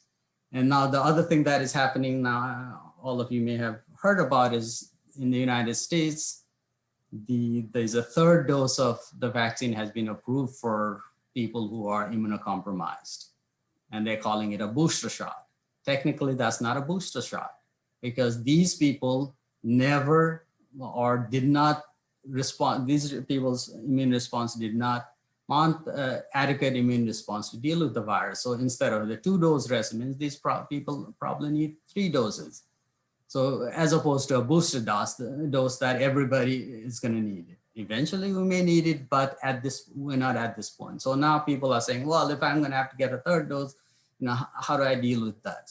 So media, as I said earlier, media is going to play a really crucial role in terms of trying to convey the correct information. If they don't do it, then it creates more problem than it already is there. So the virus is mutating. It started as the original virus that started in China has mutated to what we call a Delta variant. That was the variant that actually caused a lot of problems in Nepal and India in early spring. Now it is rampaging through the United States and other countries. If you look at it, in United States, it's over 96% of the variant, the virus is Delta variant. And And this virus has been really successful. The Delta variant has been really successful in able to infect people. And there are a couple of reasons why that may be. One is the virus is able to actually latch onto our mucosal nose and mouth, and the other thing is people who are infected with Delta variants tend to produce a lot of viremia. That means they have a high viral load. So you don't need to be in too close of a contact for a long period of time to get the infection. So what is happening is the Delta variant, instead of infecting somebody, is infecting an infected person, infecting 2 or 3 people. With Delta variant is 5, 6, or 7, 8 people. So it's easier, it's highly more infectious. And there is some indication that the Delta variant may actually have cause severe disease as well as death. So the data is still not clear on that, but it doesn't matter. If the infection is 2 or 3 times more, then by sheer number, you're gonna have, with the same fatality rate, you're gonna have 2 or 3 times more people dying than the original virus or the Alpha variant. So the Delta variant is the pandemic, and the virus is mutating and the pandemic is evolving. And the reason virus is obviously mutating is because we're allowing it to mutate. More the virus goes unchecked, more it spreads, more it's going to mutate, because every time it replicates, there's a potential for the changes in the viral genome to occur. And some of those genome changes are going to be helpful for the virus to be more infectious or cause more deaths. So as we go along, as a result, the epidemic is actually evolving. So look at right now, half of the infections and deaths that are occurring are happening in Asia, that part of the world. And the death in North America and Europe, they had declined. In the United States, they had declined to about 200 per day. Now it's actually gone back to 600 a day, just right now in the last 1 month. But most of the deaths, actually half of the deaths, or 40–50%, are happening in Asia. Now, I'm sure you all know, Indonesia is in the throes of a really bad situation. And that is to say, what is to say that the virus is not going to return to India and Nepal in next wave of. In the United States, we thought we're almost there. And this is a country, we have 50% of the people are fully vaccinated. Despite that, we are in the midst of a 4th wave that is causing a lot of problems. So that brings me to the question, is the pandemic over in Nepal or anywhere else? The answer to that is, my answer would be no. Why would we think that the pandemic is over in Nepal? Because we haven't had any success in vaccination yet. I'm sure you all know what the statistics are. Probably less than 10% of the country is fully vaccinated. So it's going to take time for that, population to be fully vaccinated. A large proportion of the population to be fully vaccinated. And even with the 50% of the vaccination rate in the United States, we are going through a really bad surge, especially in the southern United States. And there are a couple of reasons why. In the southern United States, during the summer, it's really hot. So a lot of people are in the indoors in air conditioning compared to the northern United States, where I live right now. Our caseloads are really much lower than they were in the fall and winter. But as it gets colder in the fall and winter of this year, unless we can vaccinate 70, 80, 90% of the population, we're still going to have a problem. So the other thing that is happening in the United States is this virus is spreading among people who are not vaccinated. In fact, 98, 99% of the deaths in the United States now are occurring in unvaccinated population. If you're vaccinated, you are, I don't want to say 100%, safe, you're really safe compared to unvaccinated. So way out of this pandemic is going to be immunization. But until we get to that point, Nepal or Sudurpasim should not repeat the mistake that the United States has done. what happened when we had 3 doses, 3 vaccines that were approved late last year and early this year, and a lot of people started getting vaccinated, and within 3 or 4 months, all the states decided, okay, they don't need to do any more public health mitigation measures. When that happened, the virus found a lot of people. The United States is a large country. It's 330 million people, 10 times the population of Nepal. And we have actually 50 countries within a country. Each state does things on its own. The federal government controls certain things, but everything happens at the state and local level.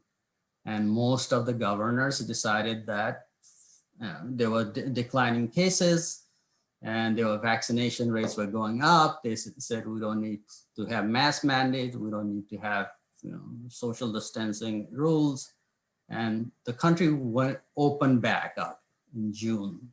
By June, most of the country was open back. There were hardly any public health mitigation measures, but the vaccination rate stalled at 50%.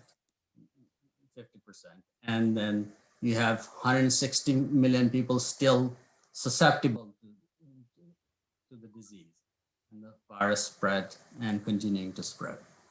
So yeah, as Dr. Awasthi said earlier, the humanity has been able to come up with really 7 or 8 really highly effective and safe vaccines.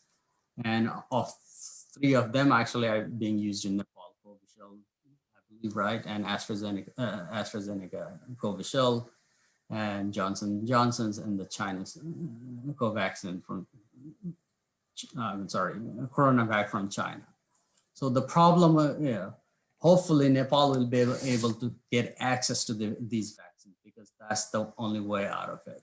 And in fact, if I had to sort of advise anybody, where should Nepal's priority, where should they be spending money on, is get the vaccines. Get the vaccine. Don't wait on somebody to donate you. Go and buy. I don't know how much a ventilator costs, $20,000. Think about it. Now, I'm not a clinician, but I have some indication. To operate a ventilator, you need, as Dr. Awasthi said, you need manpower. You have to be able to sedate somebody. You have to be able to intubate somebody. You have to be able to monitor somebody's. The cost of that, probably you can vaccinate a lot more people and save a lot more lives. And in some of the forums, I have heard about the fact that Nepal has done a great job of vaccinating its population with MMR and other vaccines. The vaccine hesitancy is not a big problem, and that's wonderful. But I would not discount the misinformation campaign that is going on around the world. Well, and that's going to potentially impact Nepal as well, in terms of hopefully there's not as much of a vaccine hesitancy in Nepal as that is in the United States. But I would caution that, it's not going to be enough to vaccinate 50 or 60% of your population. You have to get everybody vaccinated to get control of the disease. And if there is vaccine hesitancy, that might be the final roadblock, even after Nepal is able to, and Sudhir Pasim is able to get access to the vaccine. So with that, I'm going to stop my talk, and I'll be able to answer any questions if anybody has any questions. And I have written some articles related to COVID-19 with one of my colleagues, and I have a list of those over here, and some of the references that I have used for the data and statistics I have quoted. Thank you. Okay, thank you very much, Professor Dr. Madhav Prasad Bhatta, for your insightful and informative talk. And now I would like to request for queries and comments if you have any. तपाईहरु कसैसँग यहाँ भुजु सरले एउटा chat बक्समा remarks राख्नु भयो जस्तो छ। यो चाहिँ डाक्टर अवस्थी सरलाई राख्नु भएको छ। अवस्थी सर हुनुहुन्छ सर? सर सुन्नु भएको छ सर? सुनेको छु सर, थ्यांक यू। अब सरको क्वेरी के छ भने समग्र नेपालमा चाहिँ 20% जति पोजिटिभ रेट छ, सुदूरपश्चिममा 15% छ भनेको छ उहाँले सोध्नु भएको। अब कुनै दिन चाहिँ हामी कहाँ बढी पनि हुन्छ, कुनै दिन कम हुन्छ, कुनै दिन त 100 जना गऱ्यो भने 60 जना पोजिटिभ पनि देखा परेको छ है, 60% मा गयो। कुनै दिन 100 जना गऱ्यो भने 10 जना 15 जना पोजिटिभ भएको छन्। यो चाहिँ भारतमा धेरै काम गर्न जाने जिल्लाहरू जो छन्, जस्तो अछामको धेरै मान्छे जाने रहेछन्। अछामको पनि कमल बजार कर्णाली नदीतिरको भएको मान्छे बढी जाने, त्यो क्षेत्रमा बढी पोजिटिभ छ। डडेलधुरामा कम छ, अनि दार्चुलामा पनि कम छ। यो दुईटा जिल्लाको मान्छे कम जाने रहेछन् भारततिर। जान त जान्छन्, तर जति बाजुरा अछामको जान्छन् र बैतडीको बढी जाने रहेछन्। अब त्यो जिल्लाहरूमा भएका अस्पतालहरूको प्रयोगशालाको हेर्दाखेरि त्यहाँको गऱ्यो भने कुनै कुनै दिन चाहिँ बढी नै पोजिटिभ आउँछ। त समग्रमा चाहिँ नि 15 देखि 22% चाहिँ हाम्रो प्रदेशको आछ क्युमुलेटिभ उसमा हैन। अब यसको कारणै के छ भन्नलाई त अब समुदायमा इन्फेक्सनको रेट कम पनि हुन सक्छ। र अहिले मैले हजुरलाई जानकारी गराएँ, करिब 2 हप्ताभित्र हामी 9वटै जिल्लाको धेरैभन्दा धेरै पालिका र क्लस्टरहरूको चाहिँ सेरो प्रिभिलेन्स सर्भे चाहिँ सुरु गरेका छौँ। यसबाट चाहिँ नि एउटा चाहिँ सिनारियो आउँछ, करिब एकदम ढिला हो भने 3 हप्तामा चाहिँ हामी त्यो रिपोर्ट चाहिँ निकाल्न सक्छौँ। त्यसपछि समुदायमा पोजिटिभ भएर मान्छे जचाउनु नआएर चाहिँ नि यो कम देखिने हो अथवा साँच्चीकै कम छ भन्ने कुरा चाहिँ त्यसपछि हुन सक्छ। र खोप, अब एक त खोप पनि हाम्रो स्वास्थ्य कर्मीदेखि सुरक्षाकर्मी, पत्रकार धेरै धेरै समूहलाई लागिसकेको छ। अहिलेसम्म झन्डै अब 28.5 लाख जनसङ्ख्या छ। अब मोटामोटी चाहिँ 18 वर्ष मुनिको पपुलेसन हेर्ने हो भने 18% जति हुन आउँछ हैन। पपुलेसनको उसमा 18 देखि 18.5%, 18 कहाँ सरी 29% जति चाहिँ अन्डर 18 को हुन्छ, अन्डर 20 को। त्यो घटाउँदाखेरि र अहिले 5 लाख बढीलाई लगाइसकेपछि अब झन्डै 10 लाख जति मान्छेलाई चाहिँ सुदूरपश्चिम खोप लगाउनु पर्ने हुन्छ। त्यो भयो भने चाहिँ अवश्य पनि घट्छ होला। अरु त अब व्यवस्थापन चाहिँ भनिहाल्यो, सुरुमा त निकै गाह्रो भएको थियो। कहाँबाट जस्तो भुइँचालो आउँदा कस्तो भएको थियो होला, मान्छेको छतबाट खसेको कहाँ, त्यस्तै कोभिडको आउँदाखेरि अहिले चाहिँ धेरै कुराहरू सिकेर हामीले धेरै थोकको व्यवस्थापन गर्न सफल भएका छौँ। प्रयोगशाला स्थापनादेखि अक्सिजनको अभाव हुन नदिनेदेखि अरू पनि लजिस्टिक सपोर्ट चाहिँ हामीले अहिले राम्रै गरेका छौँ। अब टेस्ट अझै बढाउनु पर्ने चाहिँ छ वास्तवमा हैन। अहिले धेरै मान्छेहरू जचाउन पनि खोजिरहेका छैनन्। अमेरिकामा भ्याक्सिन नलाउने समस्या हो जस्तै यहाँ के पनि छैन, अथवा छ भने पनि पोजिटिभ भयो भने मलाई के पो हुने हो, समुदायले के पो भन्ने हुन् भन्ने डरले पनि थुप्रै मान्छेहरू चाहिँ नि त्यसो साइन सिम्टमहरू के भएर घरमै बसेका छन्, तर स्वास्थ्य संस्थामा आएर जचाउनु पनि आइरहेका छैनन् वास्तवमा हैन। त्यसले गर्दा पनि कम हुन सक्ला, कम भएको देखा पर्न सक्छ हैन। तर खोप चाहिँ अब भने जति सक्यो छिटो आउन सक्यो भने, र अब खास गरी अहिले मेरो प्रयास के भइरहेको छ भने स्वास्थ्य मन्त्रालयसित जो सीमा नाकाका जिल्लाहरूलाई विशेष प्राथमिकता दिने भनेर, किन मान्छेहरू आयो भने त्यहीँ बस्ने हो। नेपालको सबभन्दा धेरै मान्छे आउने भनेको गौरीफन्टा र गड्डाचौकी नाकाबाट रहेछन्। फेरि जहाँ कि पाल्पा पोखरासम्मको मान्छेहरू चाहिँ आउने रहेछन् यो प्रदेशबाट, अनि आफ्नो गन्तव्यतिर जाने। अब उहाँहरू आउँछन्, बजारमा बस्छन्, होटलहरूमा, अनि त्यहीँको भनौँ सवारी साधन प्रयोग गर्छन् अर्को। र अब चाहिँ सायद यो 1 हप्तापछि चाहिँ के न के नीति पनि चेन्ज गर्छ होला। सकभर धनगढी र महेन्द्रलाई नभए धनगढी उपमहानगरपालिकाभित्रलाई दिने कि भन्ने कुरा पनि 3-4 दिनदेखि भइरहेको छ हाम्रो स्वास्थ्य मन्त्रालयसित।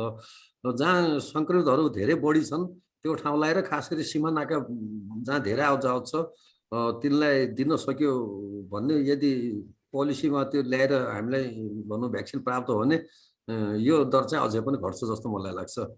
धन्यवाद। हस्, thank you very much doctor Awasthi sir.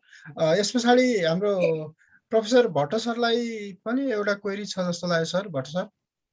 Yeah, thank you.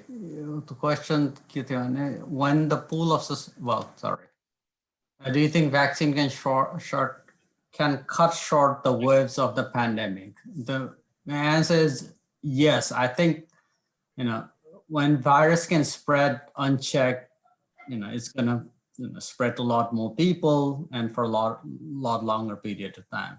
if a large percentage of the population is vaccinated, then the opportunity for the virus to spread kind of decreases. So I think both in terms of the magnitude of the wave, how many people are going to get infected in a population will decrease, as well as how long that will occur will likely to decrease.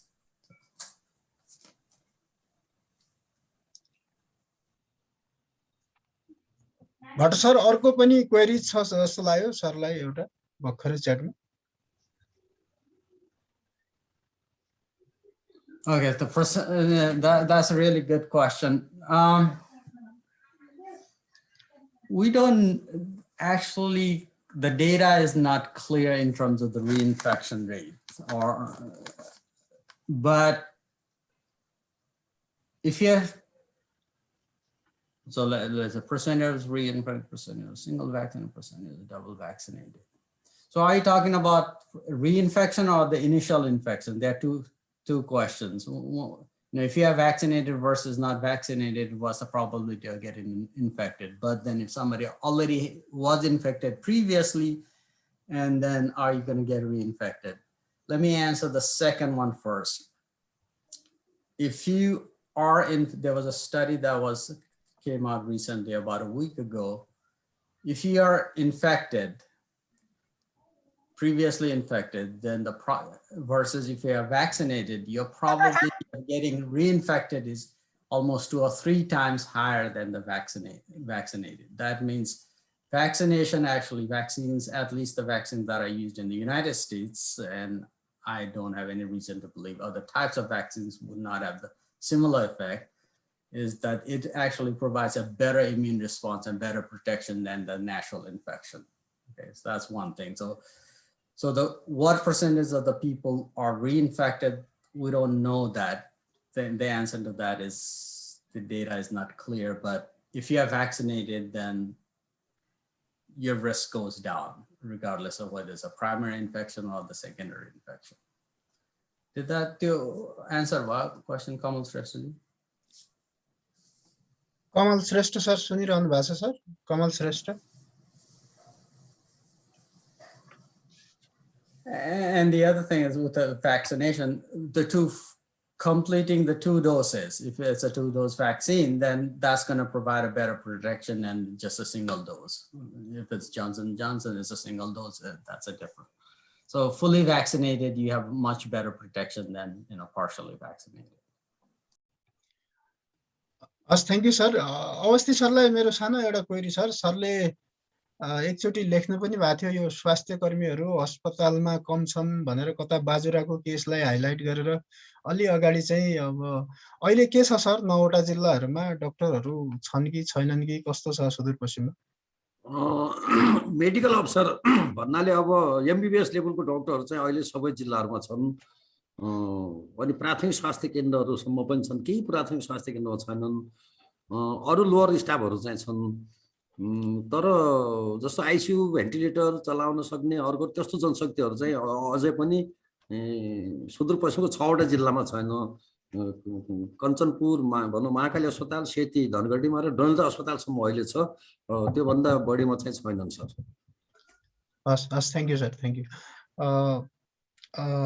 चेत्रा sir के गरौँ sir, अगाडि बढाउँ sir? हुन्छ। क्वेसनहरू अब यो scientist ग्रुपबाट अथवा हाम्रो सहभागीहरूबाट कसैको केही क्वेरिजहरू सर म्याडमहरू कसैको केही छ भने कृपया राखिदिनु होला। छैन भने हामी चाहिँ दिनेश सर, सरले हात उठाउनु भएको छ। दिनेश सर। हजुर हजुर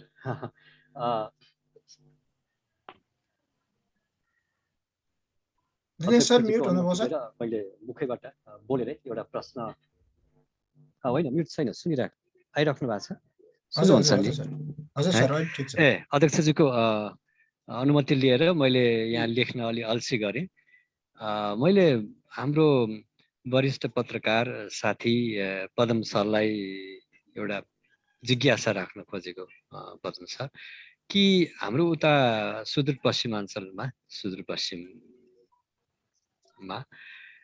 तुलनात्मक रूपले अखबारहरूमा अनि त्यहाँबाट प्रकाशित हुने अखबारहरूमा, त्यहाँबाट सञ्चालन हुने रेडियोहरूमा, एफएमहरूमा राजनीतिक समाचारहरूले बेसी स्थान पाएको छ कि अहिलेको यो महाव्याधि पेन्डेमिकले भन्ने मेरो जिज्ञासा हजुरलाई। हजुर, धन्यवाद दिनेश सर र सम्पूर्ण भन्नु सहभागी साथीहरू। अब यो मिडियाको पाटोमा त हामीले यो 2 वर्ष भनौँ न, टेन्टेटिभली 2 वर्षमा यो पेन्डेमिकको बेला त तपाईको काठमाडौँको मिडिया त हजुरहरूले पनि हेरिरहनु भएको छ होला। लगभग ट्रेन्ड लगभग अन्य ठाउँहरूमा पनि र सुदूरपश्चिममा पनि त्यही ट्रेन्ड हो। अघि डाक्टर अवस्थीले पनि कुरा गर्नुभयो, त्यहाँको एफएम रेडियोहरू, सामुदायिक रेडियो या जति पनि रेडियोहरू छन्, तिनीहरूले दिने म्यासेज, तिनीहरूले दिने सूचना, तिनीहरूले दिने अवेरनेसका कामहरूदेखि लगायत त्यहाँबाट प्रसारण हुने अखबारहरू, स्थानीय लेभलको अब जे जस्तो छ होइन, त्यो लेभलमा साप्ताहिक दैनिक पेपरहरू र त्यहाँको टेलिभिजन च्यानलहरू, अब सुदूरपश्चिममा स्पेसली धेरै अब त्यहीँको क्षेत्रीय च्यानल, त्यहाँको प्रादेशिक त्यति धेरै च्यानल त छैनन् र तिनीहरूले राष्ट्रिय मिडिया मार्फत दिने च्यानलहरू, युट्युब च्यानलहरू या न्युज च्यानलहरू, अनलाइन टिभीहरू, अहिले सबैहरूको हामीले पहिला स्टडी गर्ने बेला हेल्थको, अब मिनिस्ट्री अफ हेल्थ, हाम्रो स्वास्थ्य मन्त्रालयको अनुसार हामीले गर्ने बेला 9% न्युज चाहिँ हेल्थको इस्युहरू हुन्थे न्युज पेपरहरूमा, न्युज पेपरहरूमा भने मोर देन तपाईँको 55% न्युजहरू पोलिटिकल न्युजहरू हुन्थे। तर अहिले पछिल्ला दिनहरूमा त्यो सुदूरपश्चिमको ठ्याक्क यति पर्सेन्ट न्युज भन्ने त छैन, अहिले 90% न्युजहरू हेल्थकै रिलेटेड, कोभिडसँगै रिलेटेड सुदूरपश्चिमको न्युजहरूमा पनि। अब त्यो भएको हुनाले पछिल्ला दिनहरूमा अघि पनि मैले हजुरलाई निवेदन के गरेँ भने अहिले चाहिँ सबै पत्रकार, पहिला हामी स्वास्थ्य पत्रकार भनेको एउटा बिटमा काम गर्ने 15 जना मुस्किलले 20 जना हुन्थ्यौँ भने अहिले तपाईँको स्वास्थ्यमा लेख्ने साथीहरू मोर देन तपाईँको 500 भन्दा बढी छन्, स्वास्थ्यमै गर्ने साथीहरू पनि छन्। अब के कारणले भन्दाखेरि आफ्टर कोभिड पछि किन यहीसँग सम्बन्धित न्युजहरू उहाँहरूले पनि गर्न थाल्नु भएको छ। इभन कि उहाँ हेल्थ जर्नलिस्ट होइन, तर पनि यो परिस्थिति जन्य यो पेन्डेमिकको बेलामा उहाँ हुन थाल्नु भएको छ। र सुदूरपश्चिमको केसमा पनि त्यहाँको बेसिकली यो स्वास्थ्य त्यहाँ पनि के गर्नु भएको छ, हेल्थको अवेरनेसका कामहरू छन्। यो कोभिडसँग त्यहाँको पत्रकार सङ्घ हुन्छ हाम्रो हरेक प्रदेशमा र जिल्लाहरूमा, उहाँसँगको कोअर्डिनेसन गरेर मलाई लाग्छ डाक्टर अवस्थीले नेक्स्ट गएको वर्ष पनि त्यहाँको सुदूरपश्चिमको पत्रकार महासङ्घसँग यो जति पनि यो पेन्डेमिकसँग रिलेटेड इन्फर्मेसनहरू पब्लिक अवेरनेसको थियो त्यो उहाँहरू थ्रु समानुपातिक रूपले सबै एफएमहरूले त्यो सूचनाहरू सम्प्रेषण गर्न पाउन् र राज्यले केही सूचना बापत जुन दिने त्यो के भन्छ शुल्क या के भन्छ डिस्ट्रिब्युट गर्नु पर्छ। त्यसरी अरू मिडियाहरूमा पनि पेन्डेमिकको इस्यु नै, कोभिडको इस्यु नै त्यहाँ पनि आइरहेछ सर। तर अब प्रब्लम कहाँनिर हो भने पत्रकारिता, अघि डाक्टर भट्टले कुरा गर्नुभयो, अब एकदम खुसी लाग्यो तपाईँको उहाँले हुनु रहेछ हाम्रो पहिलेबाट, त्यो पनि हाम्रो लागि गर्वको कुरा हो। जुन हामीले डाक्टर पन्त, डाक्टर अवस्थी साथमा बसेर कुरा गर्न पाइरहेछौँ, त्यहाँ डाक्टर भट्टलाई पनि पाउँदा म चिन्जान थिएन, अहिले यो अवसर पायौँ हामीले, त्यसको लागि म एकदम आभारी छु। भनेपछि फिल्डमा हाम्रो कामै मिडियाको, उहाँले पनि डाक्टर भट्टले कुरा गर्नुभयो मिडियाको ठुलो रोल हुन्छ, हो पेन्डेमिकमा ठुलो रोल हुन्छ, तर हामी सक्ने जे छ, हाम्रो औकात, हाम्रो बरकत, हाम्रो बलबुता, हाम्रो क्षमता भ्याएसम्म नेपालको मिडियाले पनि काम गरिरहेको छ।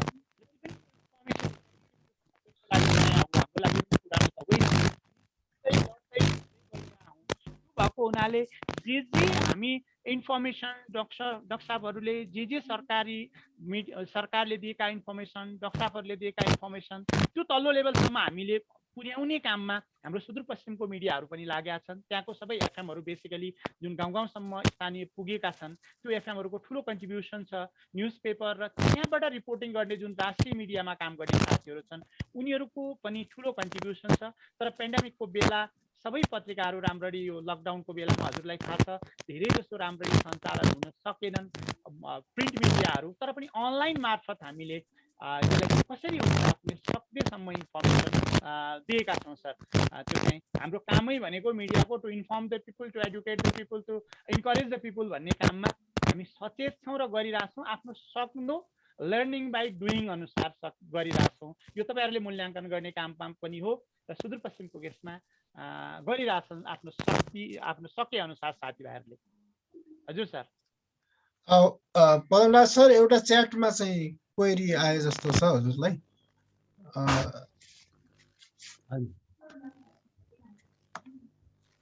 हेलो हजुर हजुर sir.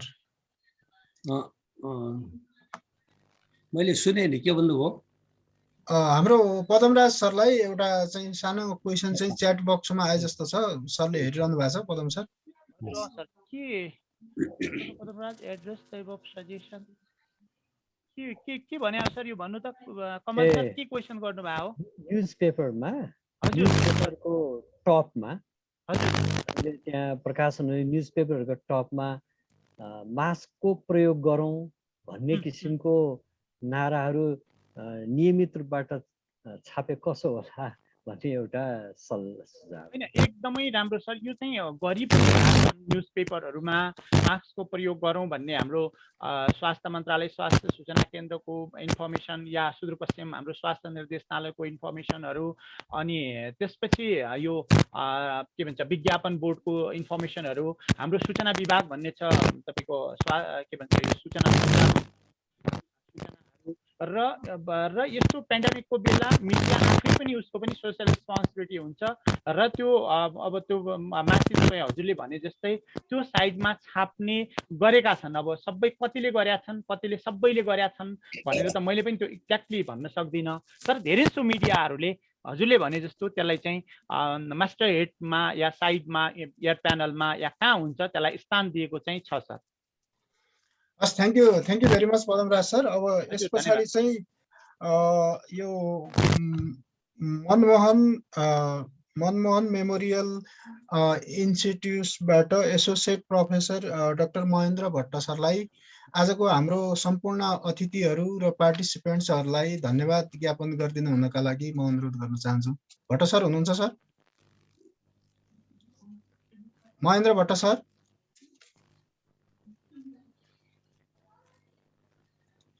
Hello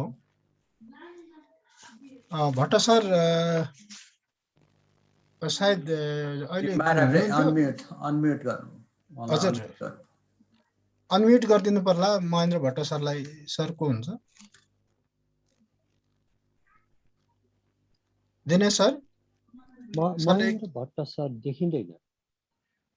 Mahendra Bhatt sir हुनुहुन्छ त्यहाँ? हुनुहुन्छ उहाँ त्यहाँ हुनुहुन्छ?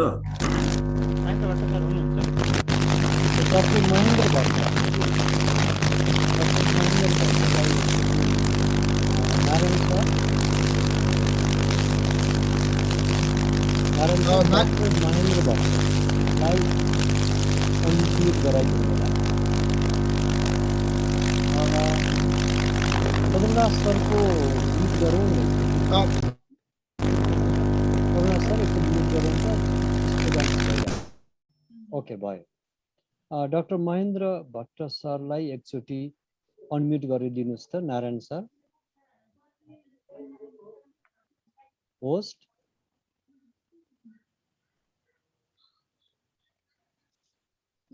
डाक्टर महेन्द्र भट्ट सर सुन्नु भएको छ? हेलो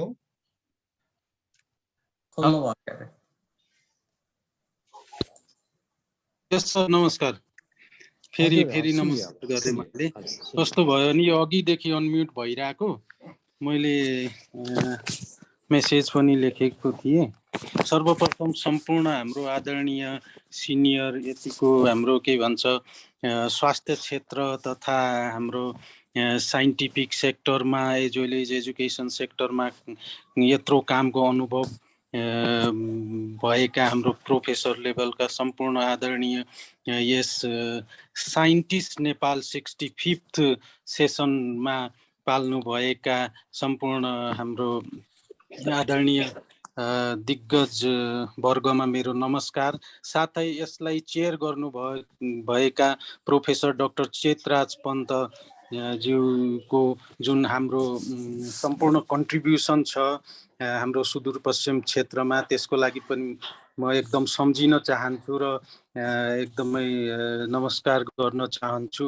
र साथै यहाँहरूको उपस्थितिले गर्दा आज एकदमै म चाहिँ आफूलाई चाहिँ एकदमै भाग्यशाली ठानिरहेको छु, किनभने हाम्रो even we are talking about covid pandemic है, यसको बेलामा हामीले अलमोस्ट 1 इयर सिद्धिसक्दा पनि हामी एकअर्कासित यसरी इन्टरेक्सन हुन पाइएको थिएन। इभन दो हामी फोनमा धेरै यहाँको एक्सपर्टिजहरूसित कम्युनिकेसन पनि भयो। त्यो अवस्थामा अलिकता म सम्झिन पनि चाहन्छु फेरि हाम्रो कोभिड पेन्डेमिकको जुन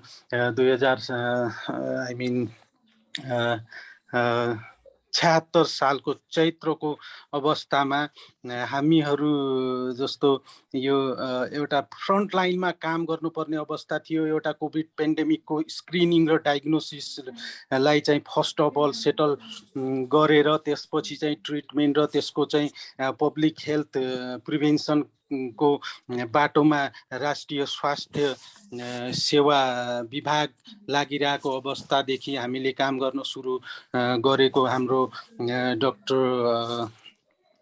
डाक्टर अवस्थीज्यूले अघि नै धेरै कुराहरू भनिसक्नुभयो। यसमा मैले उहाँको योगदानलाई पनि सम्झिन चाहन्छु र यहाँ उपस्थित भइदिनु भएकोमा धन्यवाद पनि दिन चाहन्छु। र त्यो अवस्थामा 15 दिनदेखि 20 दिनसम्म जुन अवस्थामा हामीहरूले पनि एउटा प्रयोगशाला क्षेत्रबाट एउटा टिमै बनाएर एउटा भोलिन्टियर टिम, त्यो बेला यस्तो आउँदो रहेछ हेर्नुहोस्, एनर्जी पनि सबै सम्पूर्ण लकडाउन भएको अवस्थामा पनि 2-4वटा साथीभाइहरू जम्मा भएर स्वास्थ्य मन्त्रालय अन्तर्गत स्वास्थ्य मन्त्रीको एउटा एक्सपर्ट ल्याबोरेटरी कमिटी बनेको थियो। त्यो कमिटीमा बसेर हामीले चाहिँ उहाँ डाक्टर अवस्थीले अघि नै भन्नुभयो, हामीले हेलिकप्टरबाट आर्मीको जुन चाहिँ एउटा फर्स्ट भ्यालीभन्दा बाहिर पहिलो एउटा पिआर सिस्टम त्यहाँ सेटअप गर्न पाएका थियौँ। यसमा चाहिँ एकदमै उहाँको योगदान धेरै नै रह्यो। र सँगसँगै पछि पनि म स्मरण गर्न चाहन्छु जुन बेला चाहिँ धेरै के अरे कोभिड टेस्टिङ पेन्डिङ भइरहेको थियो सुदूरपश्चिममा, एकचोटि उहाँले आफ्नै गाडी बुक गराएर काठमाडौँ उहाँले चाहिँ अलमोस्ट 3500 स्याम्पलहरू पठाउनु भएको म कम्युनिकेसन पनि गरेको म स्मरण गर्न चाहन्छु। र सँगसँगै सम्पूर्ण हाम्रो चाहिँ बैतडी जिल्ला, डडेलधुरा, डोटीदेखि लिएर कैलाली कञ्चनपुर जिल्लामा जुन स्थानीय स्तरबाट सहयोग भएको थियो, जसले गर्दा एउटा सोसियल डिस्टेन्सिङदेखि लिएर मास्कको प्रयोगहरू एकदमै हामीले हेर्नुहोस्, चाइनाको पनि इभन फ्लाइटहरू बन्द भएको अवस्थामा देखि लिएर हामीले चाहिँ हेल्थ सेक्युरिटीलाई यसरी एकदमै 81 विथआउट एनी स्ट्राटेजिक प्लान होइन त्यति गर्न सकेर अहिले फर्स्ट पेन्डेमिकमा चाहिँ हामीले चाहिँ फर्स्ट वेभको बेलामा हाम्रो समाजमा यो कोभिडबाट धेरै क्षति हुन पाएन। हेर्नुहोस् है, यो चाहिँ एकदमै ऐतिहासिक कुरा पनि हो, हाम्रो एउटा सफलता पनि मान्नुपर्छ। र त्यो बेलामा चाहिँ एकदमै स्थानीय स्तरदेखि लिएर यो प्रादेशिक स्तरमा काम गर्नुहुने प्रत्यक्ष अप्रत्यक्ष रूपमा देश विदेशबाट सहयोग सल्लाह सुझाव दिनुहुने जस्तो डाक्टर माधव भट्ट प्रोफेसर हुनुहुन्छ केन्ट युनिभर्सिटीबाट, उहाँ लगायतका धेरै विशेषज्ञहरू जनस्वास्थ्य विज्ञहरूबाट धेरै सहयोग भएको हामीले अनुभव गरेका थियौँ। र सँगसँगै म स्मरण गर्न चाहन्छु डाक्टर लक्ष्मीराज पाठकज्यू, उहाँको उपस्थितिलाई पनि म एकदमै धन्यवाद दिन चाहन्छु। उहाँको जुन चाहिँ एउटा बेसिक यो जनस्वास्थ्य क्षेत्रमा जुन योगदान थियो त्यसले गर्दा केही न केही सहयोग पक्कै पनि भएको थियो र प्रत्यक्ष रूपमा उहाँका सहयोगहरू एकदमै स्मरणीय छन् यहाँ है। त्यस्तै हाम्रो डाक्टर कृष्ण भट्टजी हुनुहुन्छ, हाम्रो यो के अरे पब्लिक हेल्थ एसोसिएसनको उहाँ अध्यक्षको रूपमा पनि धेरै कार्यक्रमहरू गर्नुभयो त्यो बेलामा देखि लिएर अहिलेसम्म उहाँले धेरै पब्लिक हेल्थ प्रोफेसनलहरूलाई चाहिँ एउटा भोलिन्टियर अथवा चाहिँ सबै ठाउँमा चाहिँ मोटिभेसन गरेर पठाउन सक्षम हुनुभयो। एकदमै प्र्याक्टिकली हेर्दा त्यो अवस्था एकदम गाह्रो थियो। मैले प्रत्यक्ष रूपमा यो मन्त्रालयदेखि लिएर विभागसम्म को जुन न्युजहरूदेखि लिएर प्रत्यक्ष आफै भएर पनि देखियो, त्यसबाट धेरै अनुभवहरू पनि प्राप्त भयो। हेर्नुहोस् है, त्यो बेलामा चाहिँ सबैको योगदान एकदमै प्रशंसनीय थियो। सँगसँगै हाम्रो मिडियाकर्मी साथीहरूको, मिडियाकर्मी जस्तो यहाँ हाम्रो एकदम सिनियर मिडियाकर्मी पदमराज जोशीज्यू हुनुहुन्छ, उहाँलाई पनि म एकदम धन्यवाद दिन चाहन्छु। उहाँहरूले चाहिँ जुन इन्करेज गर्नुभयो समाजमा चाहिँ एउटा हेल्थ अवेरनेसको पाठ एकअर्काबाट एउटा के भन्छ एक्सपर्टिजहरूबाट उहाँहरूले चाहिँ एउटा कम्युनिकेसन गरेर चाहिँ सम्पूर्ण सर्वसाधारणमा एउटा प्रिभेन्टिभ पाटोका कुराहरू पुर्याइदिनु भयो। उहाँलाई पनि म एकदमै धन्यवाद दिन चाहन्छु। डाक्टर केदार हुनुहुन्छ यहाँ, सँगसँगै उहाँको टिममा जस्तै हाम्रो डाक्टर रमेश राजपन्तजी हुनुहुन्छ। उहाँहरूको जुन यो इन्भाइरोमेन्टल हेल्थको सेक्टरमा उहाँहरूले दिएको जस्तो भनौँ हाम्रो यो युज अफ यो के भन्छ युज अफ भेरियस एन्टिसेप्टिक के भन्छ स्प्रेहरूका कुराहरूमा चाहिँ उहाँहरूले धेरै नै आवाज उठाइदिनु भयो। धेरै ठाउँमा चाहिँ सेनिटाइजिङ प्रणालीहरूमा उहाँहरूले चाहिँ गाइडेन्स गरिदिनु भयो र अहिले पनि उहाँहरूको जस्तो यो बायो बाका कुराहरूमा बोलिदिनु भयो र केही सहयोग गरिदिनु भयो। उहाँहरूलाई यसमा धेरै धेरै धन्यवाद। सँगसँगै म एउटा कुरा फेरि स्मरण गर्न चाहन्छु। हाम्रो सुदूरपश्चिम क्षेत्रमा मात्रै होइन, हाम्रो कन्ट्रीकै कन्टेक्स्टमा कुरा गरौँ, हामीले यो बेलामा यो अवस्थामा पेन्डिङ अवस्थामा जुन चाहिँ ल्याकिङ देख्यौँ, एउटा हेल्थ सेक्युरिटीको पाटोमा हामी कति तयार थियौँ भन्ने कुरामा चाहिँ हामीले एकचोटि स्मरण पनि गर्नुपर्छ र आगामी दिनहरूमा हेल्थ सेक्युरिटीको एउटा स्ट्राटेजिक प्लान, नीति तथा योजनाहरू बन्नुपर्छ र यहाँहरू जस्तो सिनियर र एउटा मासमा एउटा फोरममा बोल्दा पनि आफ्नो सुझावहरू दिइदिनु हुन म अनुरोध गर्न चाहन्छु। हेल्थ सेक्युरिटीको एउटा स्ट्रङ स्ट्राटेजी कन्ट्रीमा हुनुपर्छ र सँगसँगै यो प्रादेशिक क्षेत्रहरूमा पनि हेल्थ सेक्युरिटीको एउटा नीति योजनाहरू दिनु होला है भट्ट सर। हस् सर, थ्याङ्क यू सर। मैले एकदमै सबै पार्टिसिपेन्टलाई यो चाहिँ साइन्टिस्ट नेपाल 65th सेसनमा चाहिँ फेरि धन्यवाद दिँदै एकचोटि फेरि हाम्रो चेयर प्रोफेसर डाक्टर चेतराज पन्तलाई फेरि एउटा अनुरोध गर्न चाहन्छु। नेपालमा यस्ता पेन्डेमिक अवस्थाहरूमा र हेल्थ सेक्टरमा डेभलपमेन्टका कुराहरूमा एजुकेसन होस् वा हेल्थ सर्भिसमा विकासको लागि दुईटा कुराहरू आवश्यक हुन्छ, हेल्थ रिसर्च र हेल्थ एजुकेसन। जस्तै हेल्थ रिसर्चको लागि रिसर्च सेन्टरहरू प्रादेशिक क्षेत्रमा हुनुपर्छ, जसमा उहाँहरूको सबैको योगदान हुनुपर्छ र हेल्थ युनिभर्सिटी, एउटा चाहिँ मेडिकल युनिभर्सिटी नेपालमा आवश्यक छ, जसले चाहिँ यो पोलिसी लेभलमा काम गर्न सकोस्। अहिले अपर्च्युनिटी हजुरको हातमा छ, जुन चाहिँ यो गेटा मेडिकल कलेज भनौँ अथवा दशरथचन्द मेडिकल कलेजलाई चाहिँ एउटा नेपालकै फर्स्ट मेडिकल युनिभर्सिटी स्थापित गर्नको लागि अहिले भए पनि अथवा केही दिनपछि यसलाई विकास गर्नमा हजुरको सुरुवाती हात हुनुपर्छ भन्दै म सबैलाई यो कार्यक्रममा आइदिनु भएको सबैलाई चाहिँ धन्यवाद दिन चाहन्छु। Thank you very much. हस्, धेरै धेरै धन्यवाद डाक्टर महेन्द्र भट्ट सर। सरले चाहिँ धेरैजनालाई, यहाँ हाम्रो सबै पार्टिसिपेन्ट्सहरूलाई आफ्नो रिमार्क्स सहित धन्यवाद ज्ञापन गर्नुभएको छ। यसै सन्दर्भमा हाम्रो निराजनजी हुनुहुन्छ जसले जुम लिङ्क प्रोभाइड गरेर हामीलाई कन्टिन्युअस सपोर्ट गरिरहनु भएको छ। यो टिममा सबै हाम्रो प्रोफेसर डाक्टर लगायत सबैलाई एकदमै धन्यवाद छ। हृदयदेखि नै म एकदमै आभारी छु र हाम्रो टिम साइन्टिस्ट नेपालप्रति सबैजना साइन्टिस्ट नेपालको सबैजना यहाँहरूप्रति एकदमै आभारी छौँ। सबैजनालाई एकदमै धन्यवाद। र अब हामीले अन्तमा हाम्रो आजको कार्यक्रमका चेयर डाक्टर चेतराज पन्त सरका कुराहरू सुन्दै हामीले कार्यक्रम क्लोजिङतिर जान्छौँ। पन्त सरले आफ्नो रिमार्क्स राखिदिनु हुन अनुरोध गर्दछु। हस् त, धेरै धेरै धन्यवाद। आज हाम्रो यस प्रोग्राममा 33 जनाले चाहिँ भाग लिनु भएको छ। त्यसमा चाहिँ महिलाहरू पनि हुनुहुन्छ र धेरै महिलाहरू जस्तो भन्नु पर्यो टिस्टा चाहिँ परसाईजी हुनुहुन्छ, सुशीला विष्टजी हुनुहुन्छ र विमला देवकोटाजी हुनुहुन्छ, हाम्रो चाहिँ दिनेश भोजु हुनुहुन्छ, महेन्द्रजी हुनुहुन्छ र मायाप्रकाश भट्ट र थुप्रै चाहिँ हाम्रा चाहिँ साथीहरू हुनुहुन्छ। रमेशजी हुनुहुन्छ, हाम्रो चाहिँ के युवराजजी भट्ट जसले बारम्बार मलाई चाहिँ सम्झाउनु भएको छ, उहाँहरू सबै हुनुहुन्छ। र यसमा चाहिँ 3 जना, खास गरेर 3 जना वक्ताहरूले चाहिँ आफ्नो विचार राख्नुभयो। धेरै सान्दर्भिक, धेरै चाहिँ इन्फर्मेटिभ, धेरै धेरै एजुकेटिभ। हाम्रो पद्मराजजीले चाहिँ यसलाई चाहिँ प्रिभेन्सन र यसलाई सूचना कसरी दिने, हामीलाई चाहिँ खास गरेर जनताहरूलाई चाहिँ हाम्रो अशिक्षित छन् धेरै जस्तो, कसरी सूचना चाहिँ प्रवाह गर्ने, कुन कुन मिडियमबाट गर्ने भन्ने कुराहरू उहाँले चाहिँ खास गरेर दिनुभयो।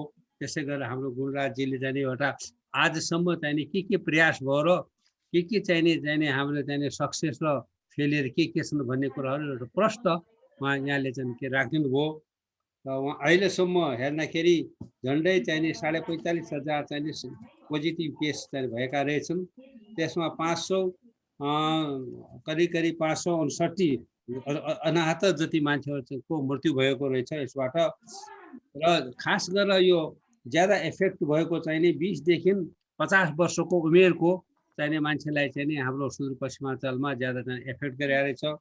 त्यो समुदाय भनेको के हो भने त्यसले चाहिँ एउटा प्रोडक्टिभ लाइफ चाहिने हो उसको र उनीहरूको, र त्यसले चाहिँ कमाउने चाहिँ के अरे चाहिँ व्यक्तिहरूमा नै यो एट्याक भएको रहेछ। यो चाहिँ धेरै दुःखको समाचार छ। र त्यस्तै किसिमले म पनि गेटा मेडिकल कलेजको एउटा मिटिङमा धनगढी आएको थिएँ। मलाई पनि कोरोनाले त्यहाँ चाहिँ च्याप्यो र कोरोना हस्पिटल सेती अञ्चलले एउटा कोरोना हस्पिटल बनाएको थियो। त्यसमा पनि म 8-10 दिन जति त्यहाँ के अरे भर्ना भएर स्वास्थ्य लाभ गरेँ। त्यो समयमा एउटा सर्भिस जो चाहिँ बिरामीले पाउनु पर्ने हो त्यहाँका चाहिँ स्वास्थ्य कर्मीहरूले दियो, त्यो एक्सलेन्ट सर्भिस थियो। त्यसमा डक्टरहरू भयो, नर्सेज हो, प्यारामेडिकलले असाध्यै राम्रो चाहिँ एउटा कोअपरेट गरेर अति राम्रो किसिमले म्यानेजमेन्ट चाहिँ के अरे भयो। मैले पनि उहाँलाई धेरै धेरै धन्यवाद दिन चाहन्छु यसमा चाहिँ। र त्यस्तै किसिमले अरूहरूले पनि चाहिँ त्यो चाहिँ सर्भिस पाउनुभयो त्यसमा। र अर्को कुरा चाहिँ म यहाँलाई के भन्न चाहन्छु भने यसले एउटा चाहिँ एउटा के जागरण गरिदियो भनेपछि हाम्रो चाहिँ हेल्थमा चाहिँ सुधार भइरहेको छ। खास गरेर फिजिकल इन्फ्रास्ट्रक्चरहरू धेरै बन्यो र धेरै मान्छेले चाहिँ यसमा चाहिँ एउटा चाहिँ भोलिन्टियरी चाहिँ के अरे काम गर्यो। र अब हेल्थलाई चाहिँ सुधार गर्नुपर्छ भन्ने कुराहरू ज्ञान सबै पोलिटिसियन, सबै पोलिसी लेभल र सबै प्र्याक्टिसनरहरूलाई चाहिँ यो भएको छ। यो एउटा राम्रो मेसेज हो यसमा चाहिँ आएको, मलाई चाहिँ के भन्न चाहन्छु म। र अनि साथसाथै हाम्रो चाहिने डाक्टर चाहिने भट्टजीले, माधव भट्टजीले एउटा अहिलेको लेटेस्ट चाहिने हाम्रो के अरे रिसर्चहरू के भएको छ, फाइन्डिङ के भइरहेको छ। यसमा 10 भन्दा ज्यादा चाहिँ प्रजातिहरूको चाहिँ भेरिएन्ट आएको छ। र उहाँको चाहिँ मेसेजको मजमुन के थियो भने हामीले चाहिने यसको चाहिने यदि दीर्घकालीन चाहिने यसलाई चाहिँ सोल्युसन खोज्नु पर्यो भने यो चाहिँ भ्याक्सिन नै हो। भ्याक्सिन बराबर केही पनि छैन र भ्याक्सिनमा पनि 3rd एउटा डोज, बुस्टर डोज लगाउनु पर्ने चाहिँ जरुरी छ। र त्यो चाहिने भन्ने कुरो एउटा उहाँले जानकारी दिनुभयो। नेपालमा पनि चाहिने 2-4 लहरमा के आउँदाखेरि सेकेन्ड लहर मोर फ्याटिलिटीको भएको भन्ने कुराहरू उहाँबाट चाहिँ हामीले सुन्यौँ। र अनि साथसाथै चाहिने यो चाहिने यो विषयमा चाहिँ एउटा कमन डिजिज यो चाहिने अब यसलाई चाहिँ हामीले चाहिँ खास गरेर भ्याक्सिन र डिस्टेन्सिङ र खास गरेर चाहिँ नि र मास्क लगाउनु पर्ने भन्ने कुरामा पनि सचेत गराउनु पर्छ भन्ने कुरा हो। र उहाँले चाहिँ एउटा धेरै पुरानो सम्झना चाहिँ ल्याउनु भयो। अब त्यो मलाई त थाहा थिएन। Thank you very much. उहाँलाई चाहिँ त्यो बेला चाहिँ जुका को उसमा औषधिमा मैले चाहिँ नि उहाँलाई चाहिँ मद्दत गरेको रहेछ। र त्यो बेला आजभन्दा 50 वर्ष पहिला बैतडीमा म 3 वर्ष एज ए मेडिकल अफिसर भएर फुल टाइम मैले काम गरेँ। त्यहाँ चाहिँ नि मेनली दुईटा थियो।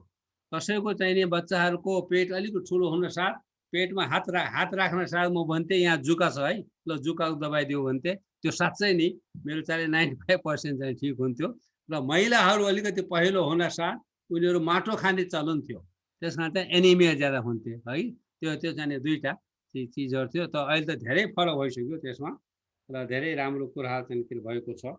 र यी भन्दै गर्दैमा मलाई चाहिँ नि यहाँहरूलाई एउटा निवेदन गर्न के मन पर्यो भने अहिले चाहिँ नि कोरोना भाइरसको आयो या चाहिँ नि HIV एड्सको कुरा ल्याउँ, त्यो चिजहरू चाहिँ नि आयात हाम्रो चाहिँ सुदूरपश्चिममा त्यो चाहिँ नि बाहिरबाट आयो। त्यो पनि कहाँबाट आयो भने हाम्रो के अरे छिमेकी देश इन्डियाबाट आयो।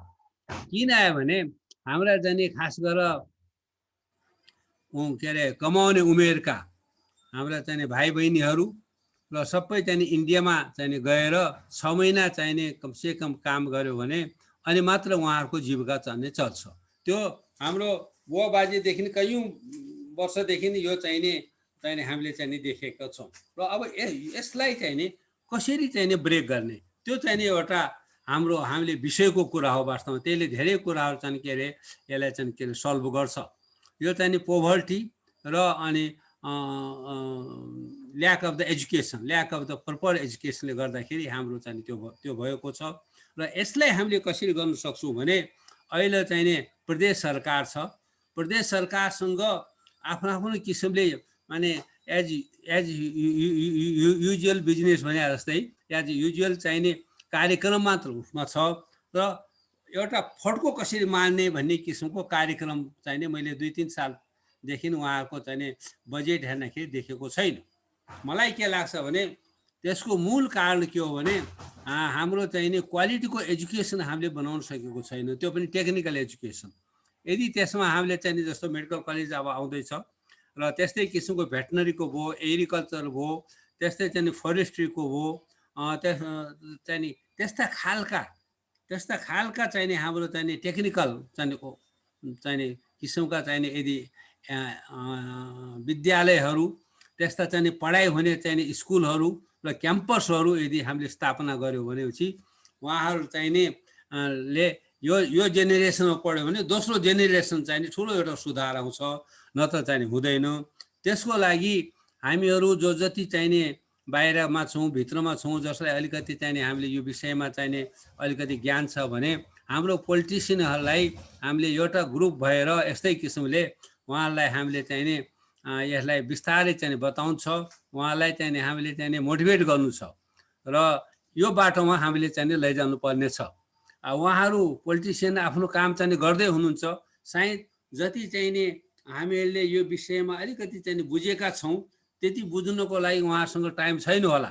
त्यसकारण हामीले त्यसमा चाहिँ जोर गरेर उहाँहरूलाई चाहिँ नि यस्ता खालका चाहिँ के अरे प्रोग्राम ल्याउनुहोस्, अरू चिजहरूको चाहिँ नि छोडिदिउँ। अहिले करिब 28 चाहिँ अरबको बजेट छ।